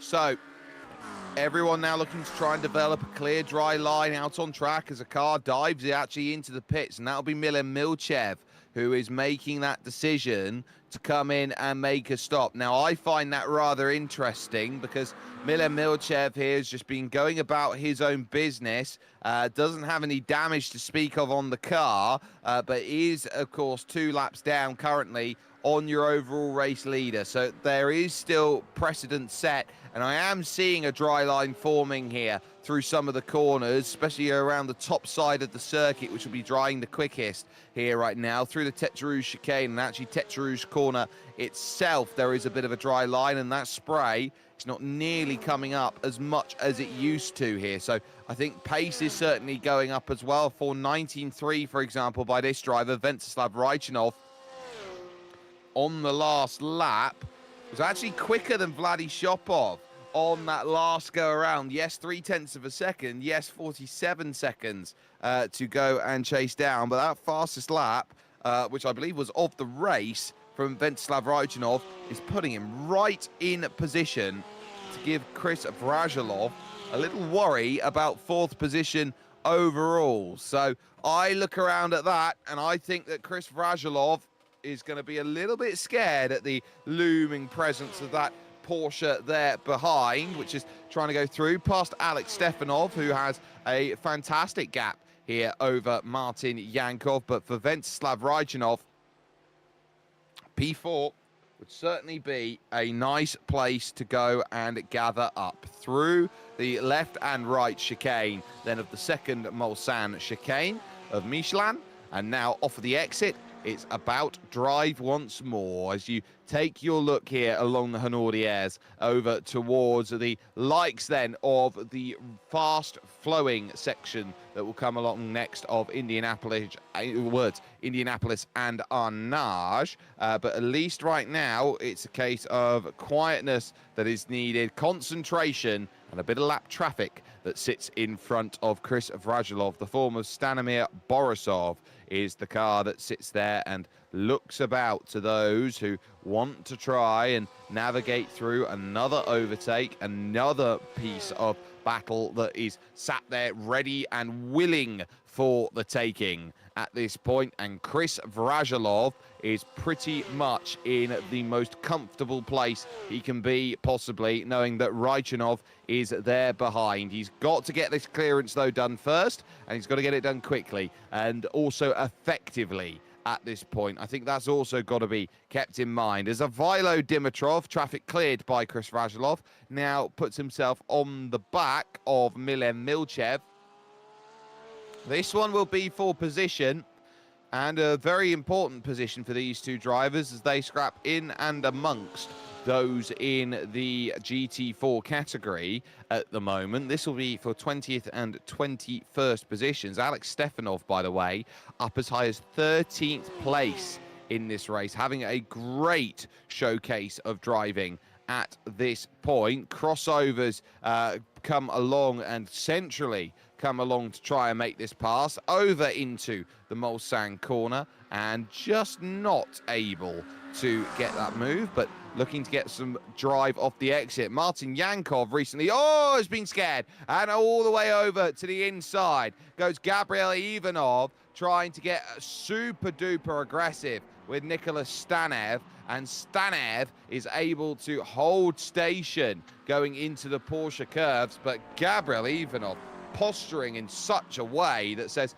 I am going to be way more aggressive than anybody else. I have not seen the likes of that in a pretty good while then in this race. So by all means, Gabriel Ivanov taking every limit to it, but everyone now is jumping in from second, third, fourth, and fifth out there. And does that indicate that Vladi Shopov has got great fuel saving added to that list as well? Gabriel Ivanov running off the road as he heads towards the pits. Is that going to be an unsafe pit entry for Gabriel to deal with out there on track? Off of the lane has gone Božidar Andreev in second position, knowing he's just got to drive the car home to get the result, which is so paramount to him and his championship of the GT3 AM title, and that is not a million miles away. Raichanov leaves the pits then and looks to start charging on forward, and will find himself behind Chris Vrajilov still, but Maxim Dimitrov has got himself the gap he needs to maintain third, but it looks comfortable now for Andreev, who sits there in second position, with most, if not all, drivers realizing, yeah, it's going to have to be a two-stop today.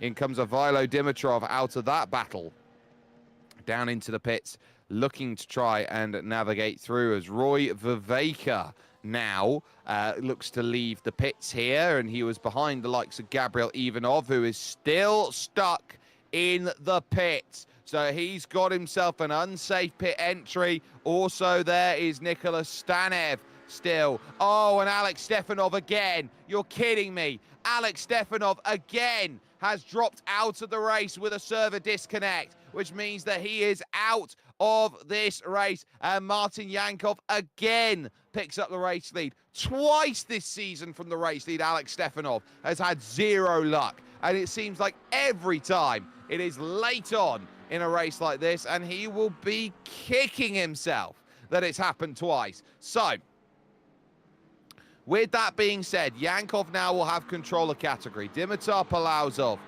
now will be looking to try and jump into the pits to get service. Ivanov and Malinov then are also out there on track, but Gabriel Ivanov finally away in ninth position, just ahead of Nicholas Stanev, by the way, for that place. Out of the way goes Vladimir Mavrodiev, but Joris Ohms has cleared, and Roy Viveka has cleared as well. So for Joris Ohms to be now up into 7th position in this race, it's a consolation of sorts, but it's not going to dampen the fact that he's short here on the day as far as the race goes. So,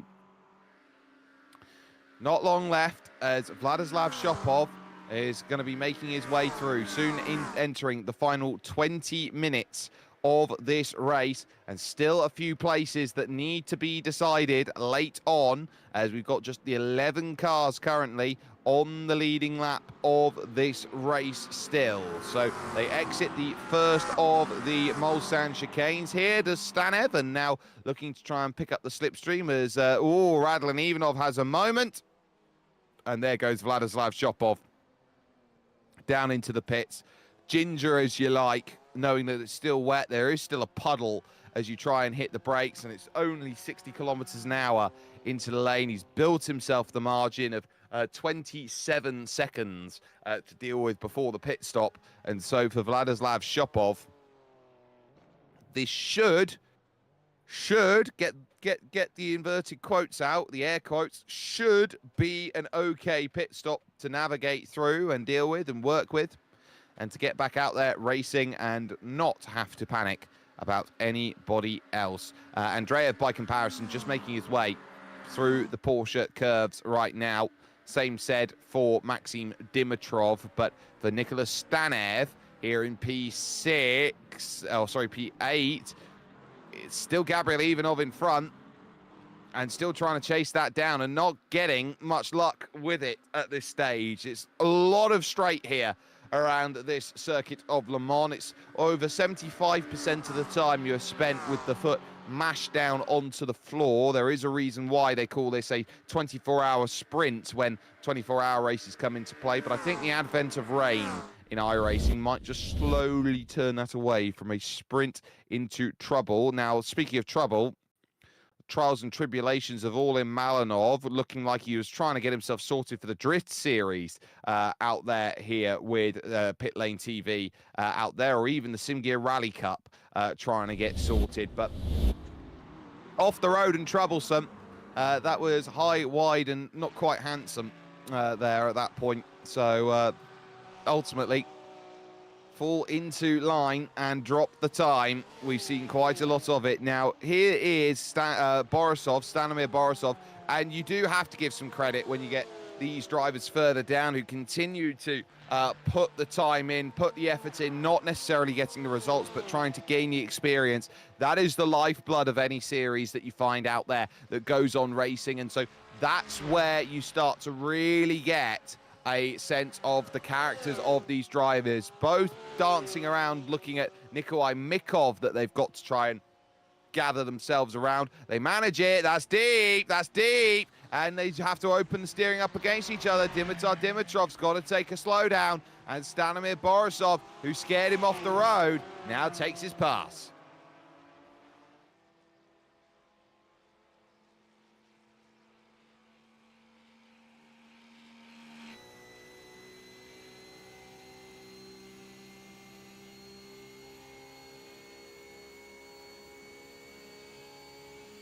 Dimitrov now still trying to focus, still trying to find a way to get that pass sorted, to get close enough where he can get back here. That second chicane, just not there. Follows the racing line quite religiously there, the white line that's there, but still, there are other battles, and Stanev is certainly one of them who's looking back in the mirrors because I think he's through now on Gabriel Ivanov for the place. And I believe he's done it in a very cheeky way as well. Stanev has gone flying across the chicane, and he served the slowdown penalty. I'd say at this point, that's protestable. He has gained a significant advantage through the slowdown penalty, the way that he's had to serve it. And so, I look at that. Nicholas Stanev has unfairly gained a place on Gabriel Ivanov, and if I was Gabriel Ivanov, or if I was anybody else, I'd look at that and say I'd quite like to protest that incident there, because it sets a precedent out there in a series like this. So they are still trying to firmly put more progress in. They are still racing towards the end. Yes, Nicholas Stanev has got pace, but I'd look around at Nicholas Stanev. Remember, there's a 26 instant point count here before drive-through penalty.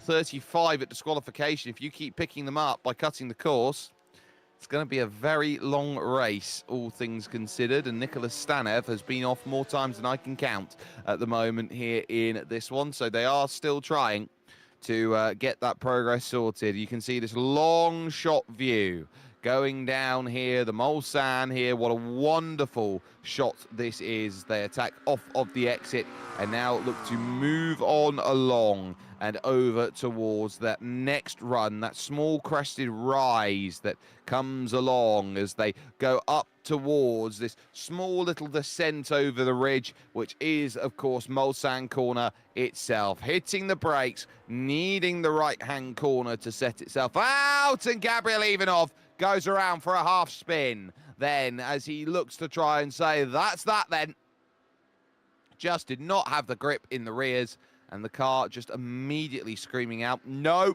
not doing that. And so there is the spin and the time that's dropped. But Chris Vrajilov here, he's under pressure now. There is Venceslav Raichinov. He's a second and third overall in the standings. And Chris Vrajilov, I think, has been running a very quiet race. And when I say a quiet race, they have quietly been whittling the gap down to Maxim Dimitrov as well. That gap was 10 seconds last time they crossed the line. Dimitrov a 4:20.5 as he gets over the line. The question now for Chris Vrajilov, what is this by comparison? A 4:19.7 and a 4:17.5 for Venceslav Raichinov. Raichinov might not be out of the realms of a podium here. He's 80, or I would say he's 18 minutes away, 17 and a half away. He's got 5 laps to do at a rate of 4:20, potentially 4. Push comes to shove. I think he can catch Maxim Dimitrov late here. And Maxim might be looking at 4th place, might even be looking at 5th at the end. And he's done nothing wrong this race as Maxim Dimitrov. He's tried to hold the pace of Božidar Andreev. He just hasn't been able to. Raichinov might be eyeing up second, and if Raichinov gets aggressive here and Andreev takes contact, that might be all that Maxim Dimitrov needs when you've got 2 fast drivers like Raichinov and Vrajilov trying to chase down the gaps. He'll have no help from further back of that. It's half a minute down the road to Viveka and Ooms, as Ivaylo Dimitrov now, I think, is just getting himself then back through, I do believe it is, on Lyubomir Velkov for position. He does, and he's just slid it out wide, and Velkov picks it back up. But now Vrajilov dealing with Nikolai Mikov as lap traffic, who has had himself a very tough day at the office today, has Nikolai Mikov. Currently the last running in category at 3 laps down, and just trying to find a finish to end the season on a high note. Chris Vrajilov is now hoping that this 4th place can hold late. And if it holds late, then he will be happy, and he'd love to try and supersede a 4th place with a 3rd place, if at all possible. Now starting to hit the marks a little easier. Less and less spray coming off some of these corners. Yes, you can get some on the straight, and we do expect to still see those plumes of water vapor that come off of the back of the cars here, off of the exit of these corners. But one thing is going to be very much for certain, and the most certain thing I can say about it is simply this: you have to go and make the move and gain the place as quickly and as efficiently as you possibly can. And that's what Venceslav Raichinov is now staring down the barrel of trying to do. That's the forward view from Chris Vrajilov. And there is Venceslav Raichinov as he looks at this battle right now, and he thinks, you know what? I would quite like to find this pass any way I can.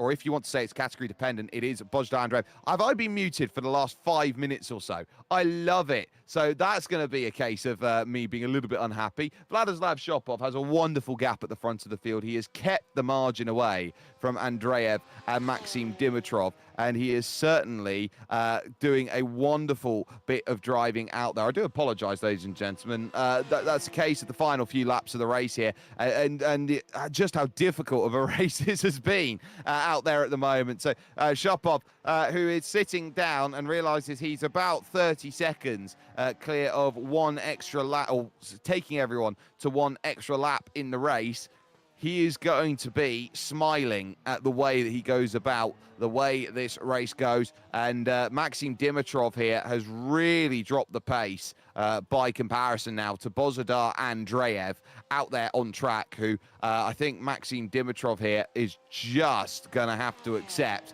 that he is a day late and $1 short of a title.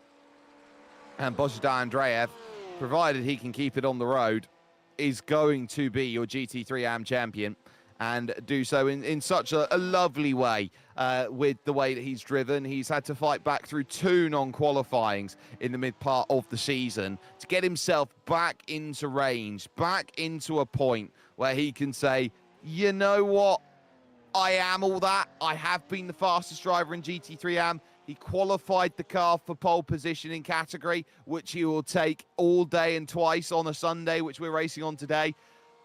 He will say this evening has been his evening out there, better than anybody else's. But I watch Vladislav Shopov now running through the final couple of corners and saying there is one more lap to go here around this track. Short for everybody else by 23 seconds, moving on to that point. And Vladislav Shopov knows that he has just got to bring himself over to the line. A top 7 result would do here today, knowing that Venceslav Raichanov would have had to have won this race, and he's beaten him by almost a minute at the moment right now, and it is so stark, the difference, as he runs now in through the Tetra Rouge chicane and over towards Tetra Rouge corner itself. The start of the adjournment from what is private road onto public road here as you go through Tetra Rouge corner and join on to the Mulsanne Straight, where all of that casual road is there,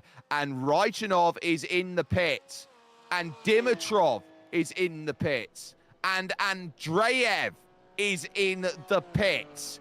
All of them are short on fuel by 1 lap, and they have to splash and dash.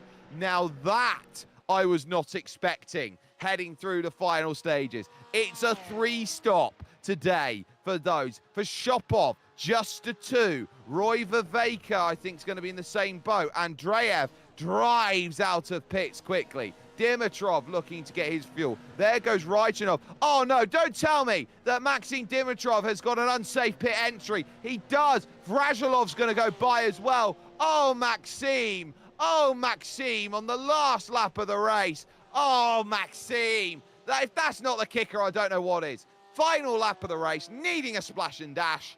Unsafe pit entry. Oh, my goodness. Maxim Dimitrov, your heart goes out to him. If it rains, it pours. Roy Viveka will go for one more lap. And he'll know that he's got another place. Joris Ohms will go get a place as well, potentially on the final lap. Dimitrov finally, after the agonising wait of the penalty, can now leave the pits. And here comes Joris Ohms, who is his nearest competitor in the championship, and knows that he is right behind for this final lap of the race. So there is still that to deal with, as in now comes Sotorov to make a stop, and there is Dimitrov still trying to hold his margin.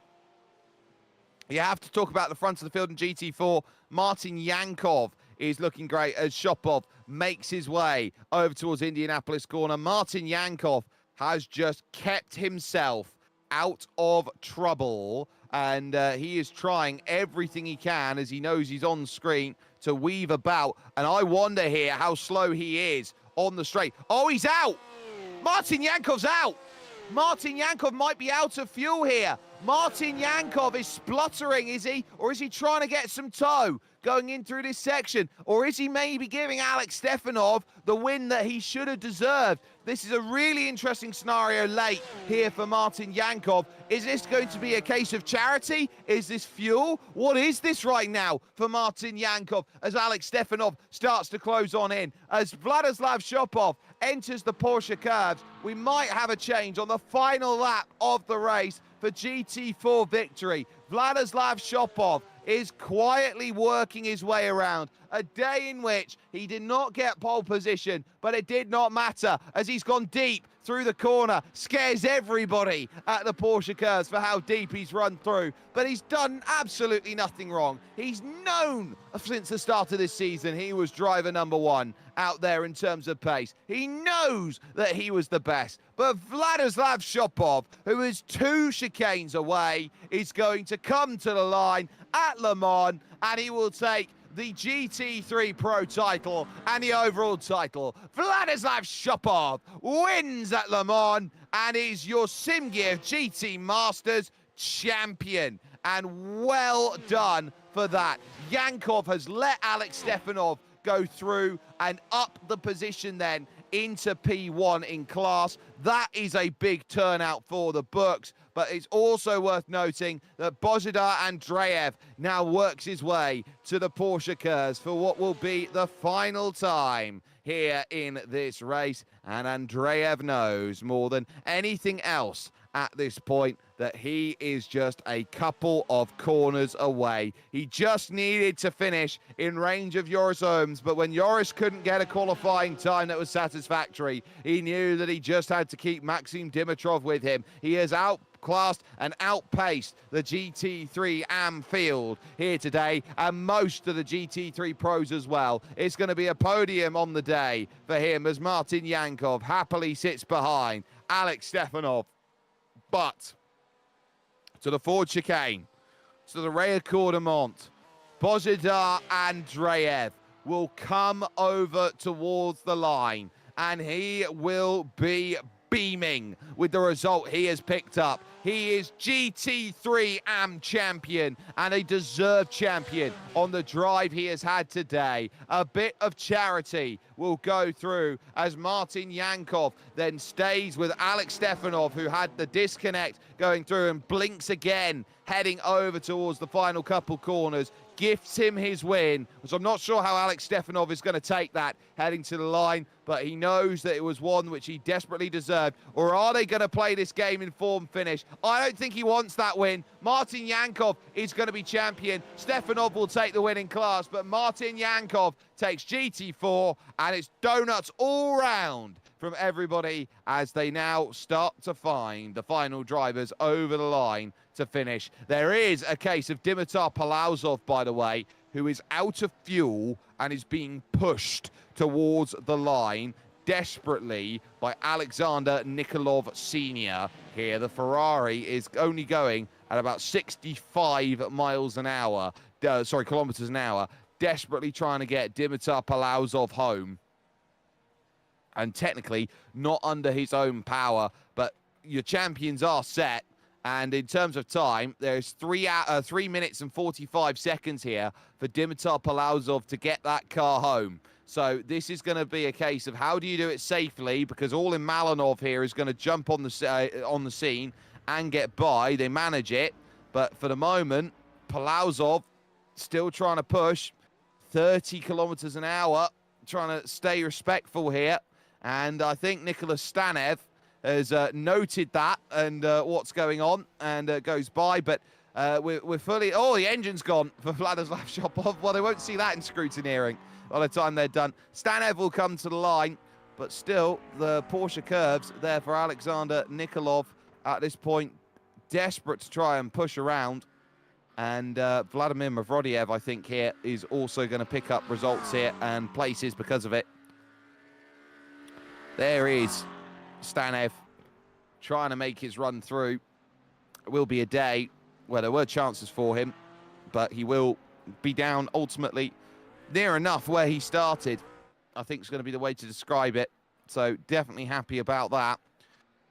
Oh, there's been a big wreck on the final lap for Radlin Ivanov going through the Porsche curves. He avoided the issues out there, grabbed the wall on entry to the next part, and had an absolutely massive smash going on through. But Dimitar Palauzov here, they're going to be close to time, all things considered. 2 minutes and 5 seconds from here. They're going to need to try and increase the pace to get themselves over. They only have the chicanes to deal with then after this next left-hander of Maison Blanche. So they are pretty much there, but they don't want to be classified as a lap down. Radlin Ivanov with no boot, no rear spoiler. Still having a little bit of water there coming off of the rear tyres. Is going to get the finish, and it will be 19th, all things said and done. But with a minute and a half to go, I knock on wood and hope there's a finish. Lyubomir Velkov, I think, is also trying to get around here for a finish. And if he jumps on the scene, he might actually want to help Dimitar Palauzov find a finish. The GT3 trying to push the GT4 home and over the line. A minute 10 and 2 chicanes to try and get through. Pace starting to gather. And here is Velkov. You'll see them. They're just there in front and trying to get over towards that line. And they will take the pit lane route because I think it is slightly quicker to go and navigate it that way. So still 43 kilometers an hour, 47 seconds left. This is going to be agonizing whether this is all going to be in vain or not. Palauzov gets through the first part of the chicane. Gets through the second part, 35 seconds. It's a straight line run over towards the end. And this is painful for them at 25 kilometers an hour, 25 seconds. They're definitely not going to be speeding into pits. That much we know for certain. 20 seconds. They've just got to get to the line. 15 seconds now, and it starts getting close. It's a surprisingly long drag here to the finish. It's just there. 8 seconds, 7 seconds. I'm not sure they're going to make it. 5, 4, 3, 2, 1. Just. I think they're just classified. In fact, I will say over the line, they just got there. At the 11th hour and the 59th minute, they just got there. Alexander Nikolov classified as a lap down.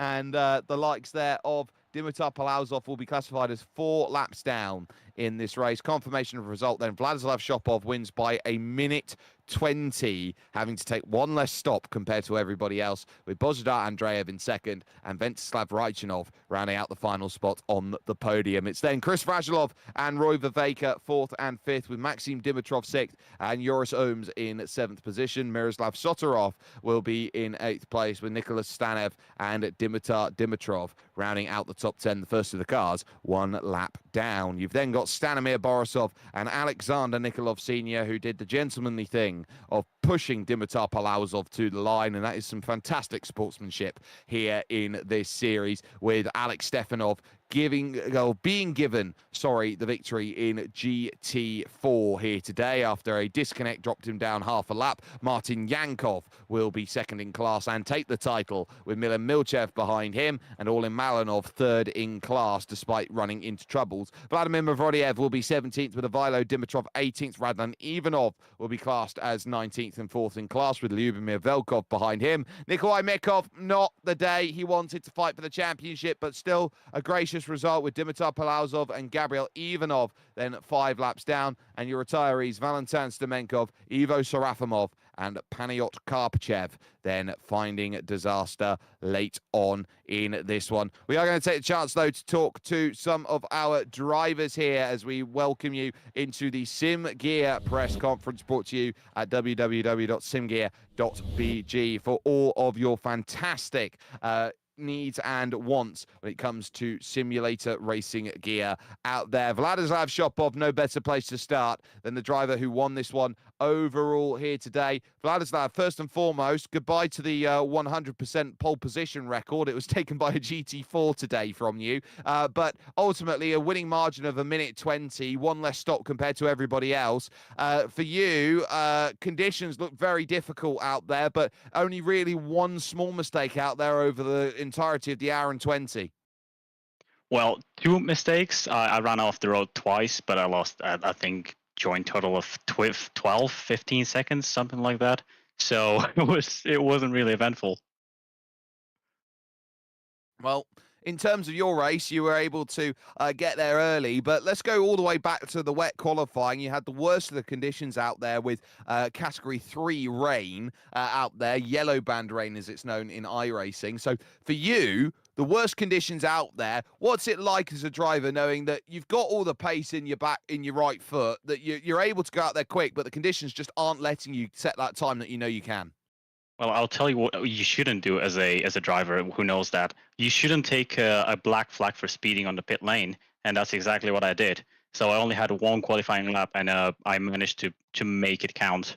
So it was lucky. I could have started at the back easily. Well, it could have been one of the most dramatic final rounds of the season for you. You were able to qualify the car 7th in class and charge on up. In terms of your season as a whole, it's 5 victories out of 7 for you. It was nearly faultless the entire way through in the campaign, and you were able to beat out your teammate on pretty much every occasion, bar 2 out there to the championship. So in terms of how you look at this season as a whole, there isn't really much that you could say you've done wrong. It's been such a dominant display from you. Yeah, but I mean, there's a lot of small mistakes that I still want to find out. Like, I really want to get it pretty much a race with no mistakes, no slowdowns, no off tracks. Still want to do that, but I mean, I'll take whatever I can to finish in P1. So I mean, I don't know what else to say.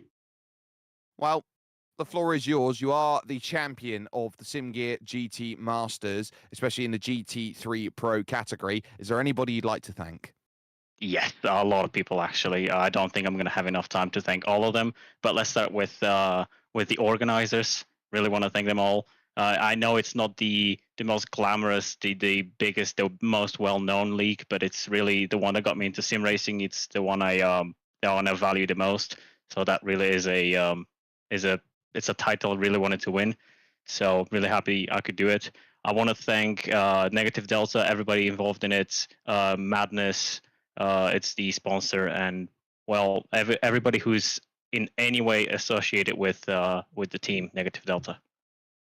Well, it was a pleasure to see you up at the front of the field. Vladislav Shopov picking up a victory by 80 seconds here today overall. Second in class would be Venceslav Rajchanov, third overall today, who is here with us now. Venceslav, 17th starting after qualifying is probably not what the doctor ordered into a championship battle that you had out there, but ultimately nothing you could really do with the conditions that were given to you.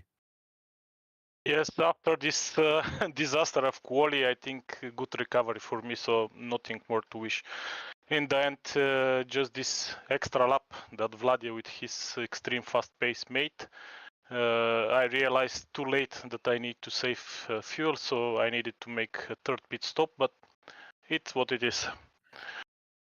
Looked like everyone around you late was looking at those pit stops, and you had the opportunity to pick up a final position late with Maxime Dimitrov's unsafe pit entry. So for you, a case of when you sit down, you look at that and the final stages of that race, you were just slowly picking up the places one after another after another. The one point which I think maybe would have had you conserved was just how aggressive the battling that you had with Chris. Yes, I think we made a good fight. I don't know on that corner. I think I left enough space, so we see. We certainly will. And in terms of this season going along and heading over to the next, what do you need to do in order to move one step up in terms of the championship?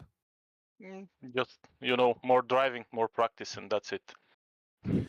More driving, more practice, more opportunity. Yeah. Venceslav Yes, Rajchanov thank there. you.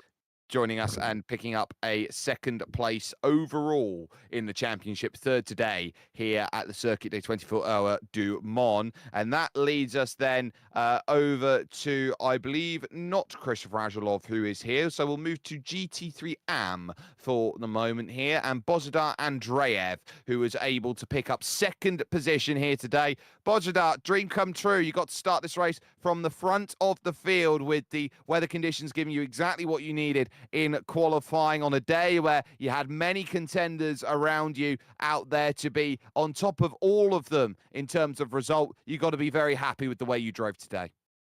Yeah, it was a really good race. I'm really happy that I managed through the qualifying to make a P1, and it was really good race and a really tough one due to conditions. Absolutely. You had the likes of Maxim Dimitrov in and around you, giving you a lot of pressure through the early stages of the race. So talk us through that scenario of feeling the conditions out there and deciding whether it was the right time to go from wet tyres over to dry tyres. Well, yeah, Maxim put a lot of pressure on me. He's really quick driver. For the tires, I drove the whole race with one set of tires because I was waiting for the right moment to change it, but that it's never appeared.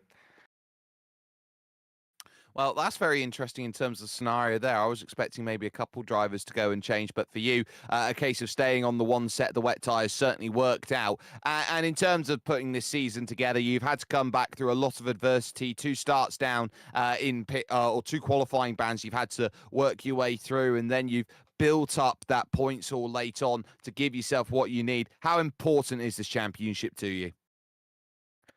Well, it's I don't know how to say. It is important in terms of learning because in this championship there are a lot of quick drivers like Vladi, Venti, and the other pro level drivers. So you can learn a lot of them from them, and I'm really happy to race against them and learn from them. The floor is yours, Bozidar. You are the GT3 AM champion. Is there anybody you'd like to thank? I want to thanks to the Iskren Pondev, to Miroslav Terziev, to everybody who are involved in this championship, because this is one great community with great people, and there is really great races.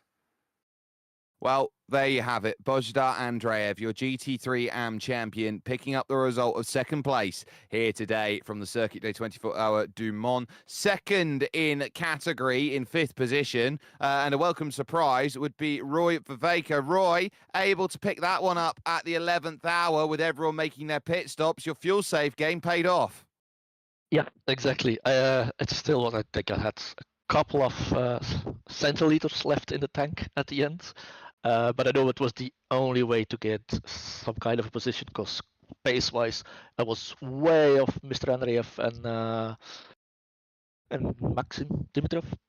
They were really fast today, so we had a little hope to still be in a mix for the title, but those guys were just too fast today.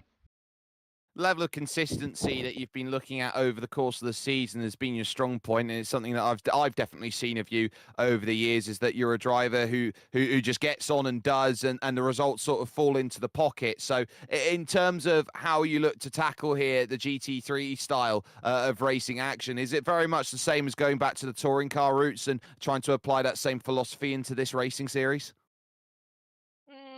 No, not really. Here you have to play the long game a little bit more. But one thing I did manage to win over from the touring car series in the short races, you really had to go for every move and make it stick.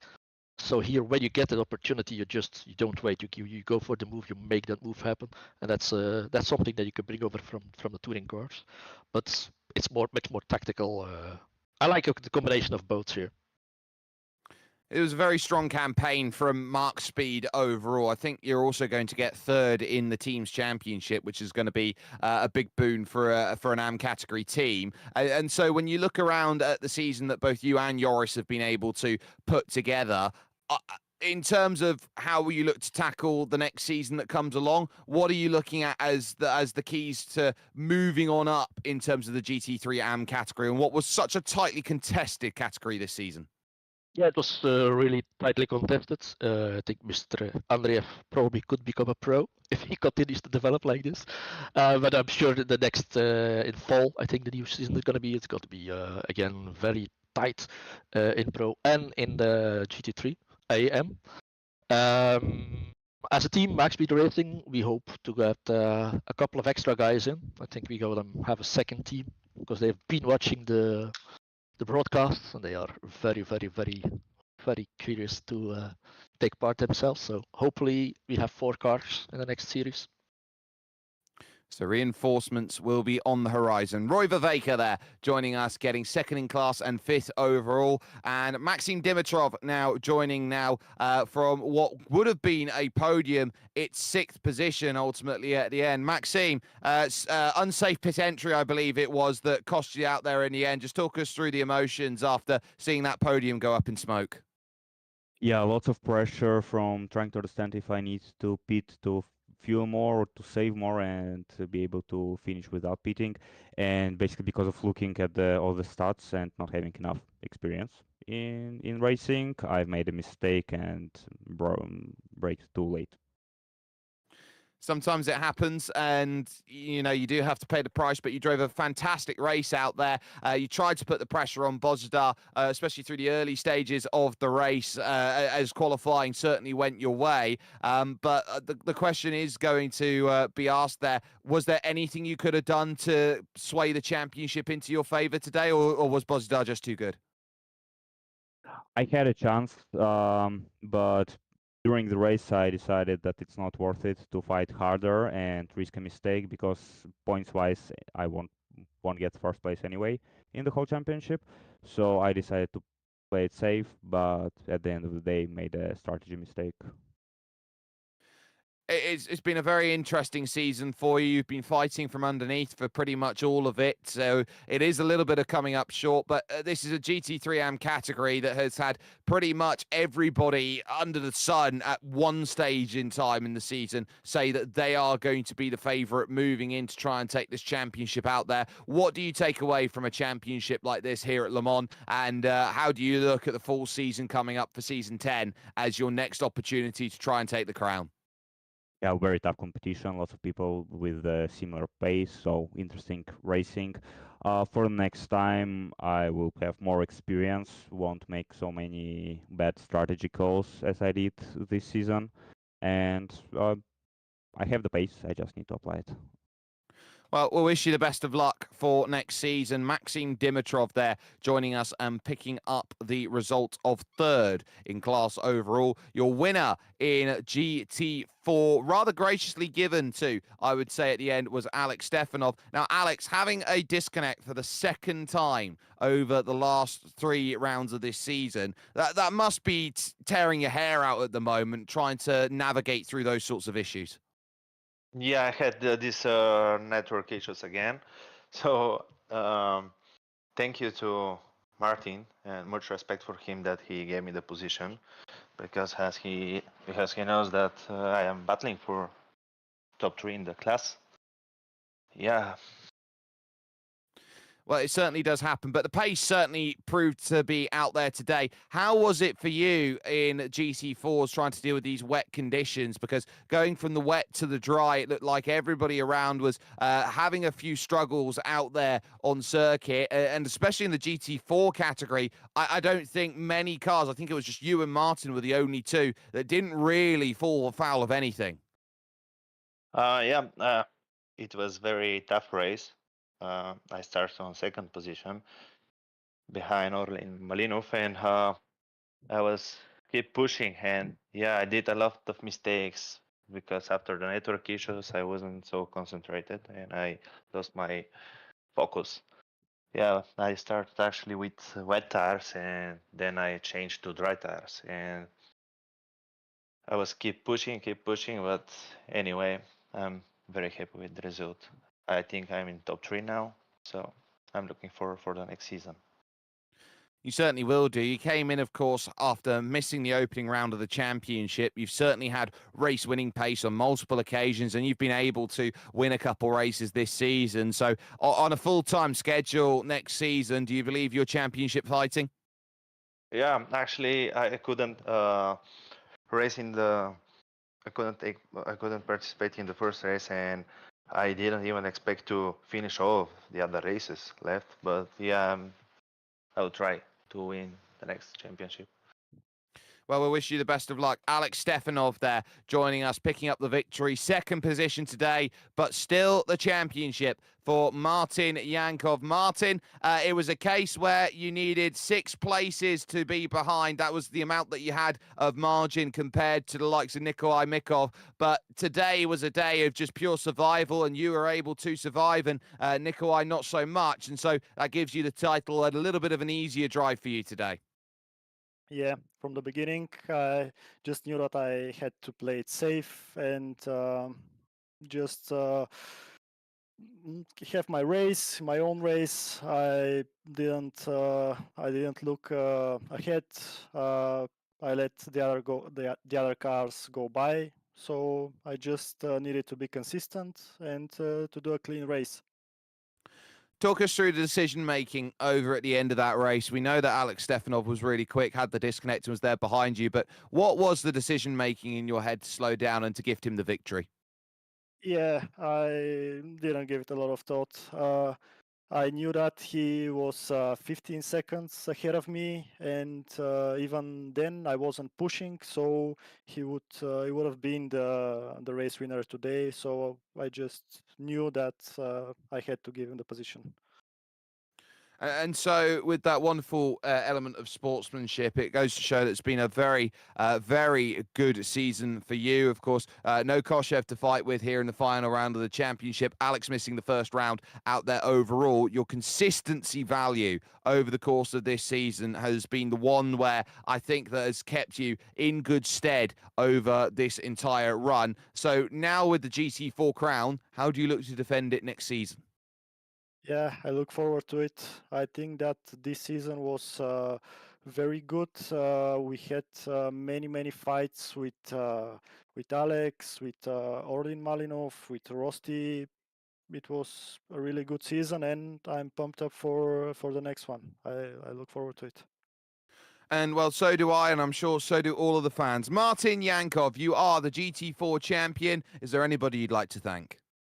Yeah, I want to thank the guys that we raced the GT4 class. I want to thank the GT3 too, because they were really good overtaking us, and I think it was a really nice season.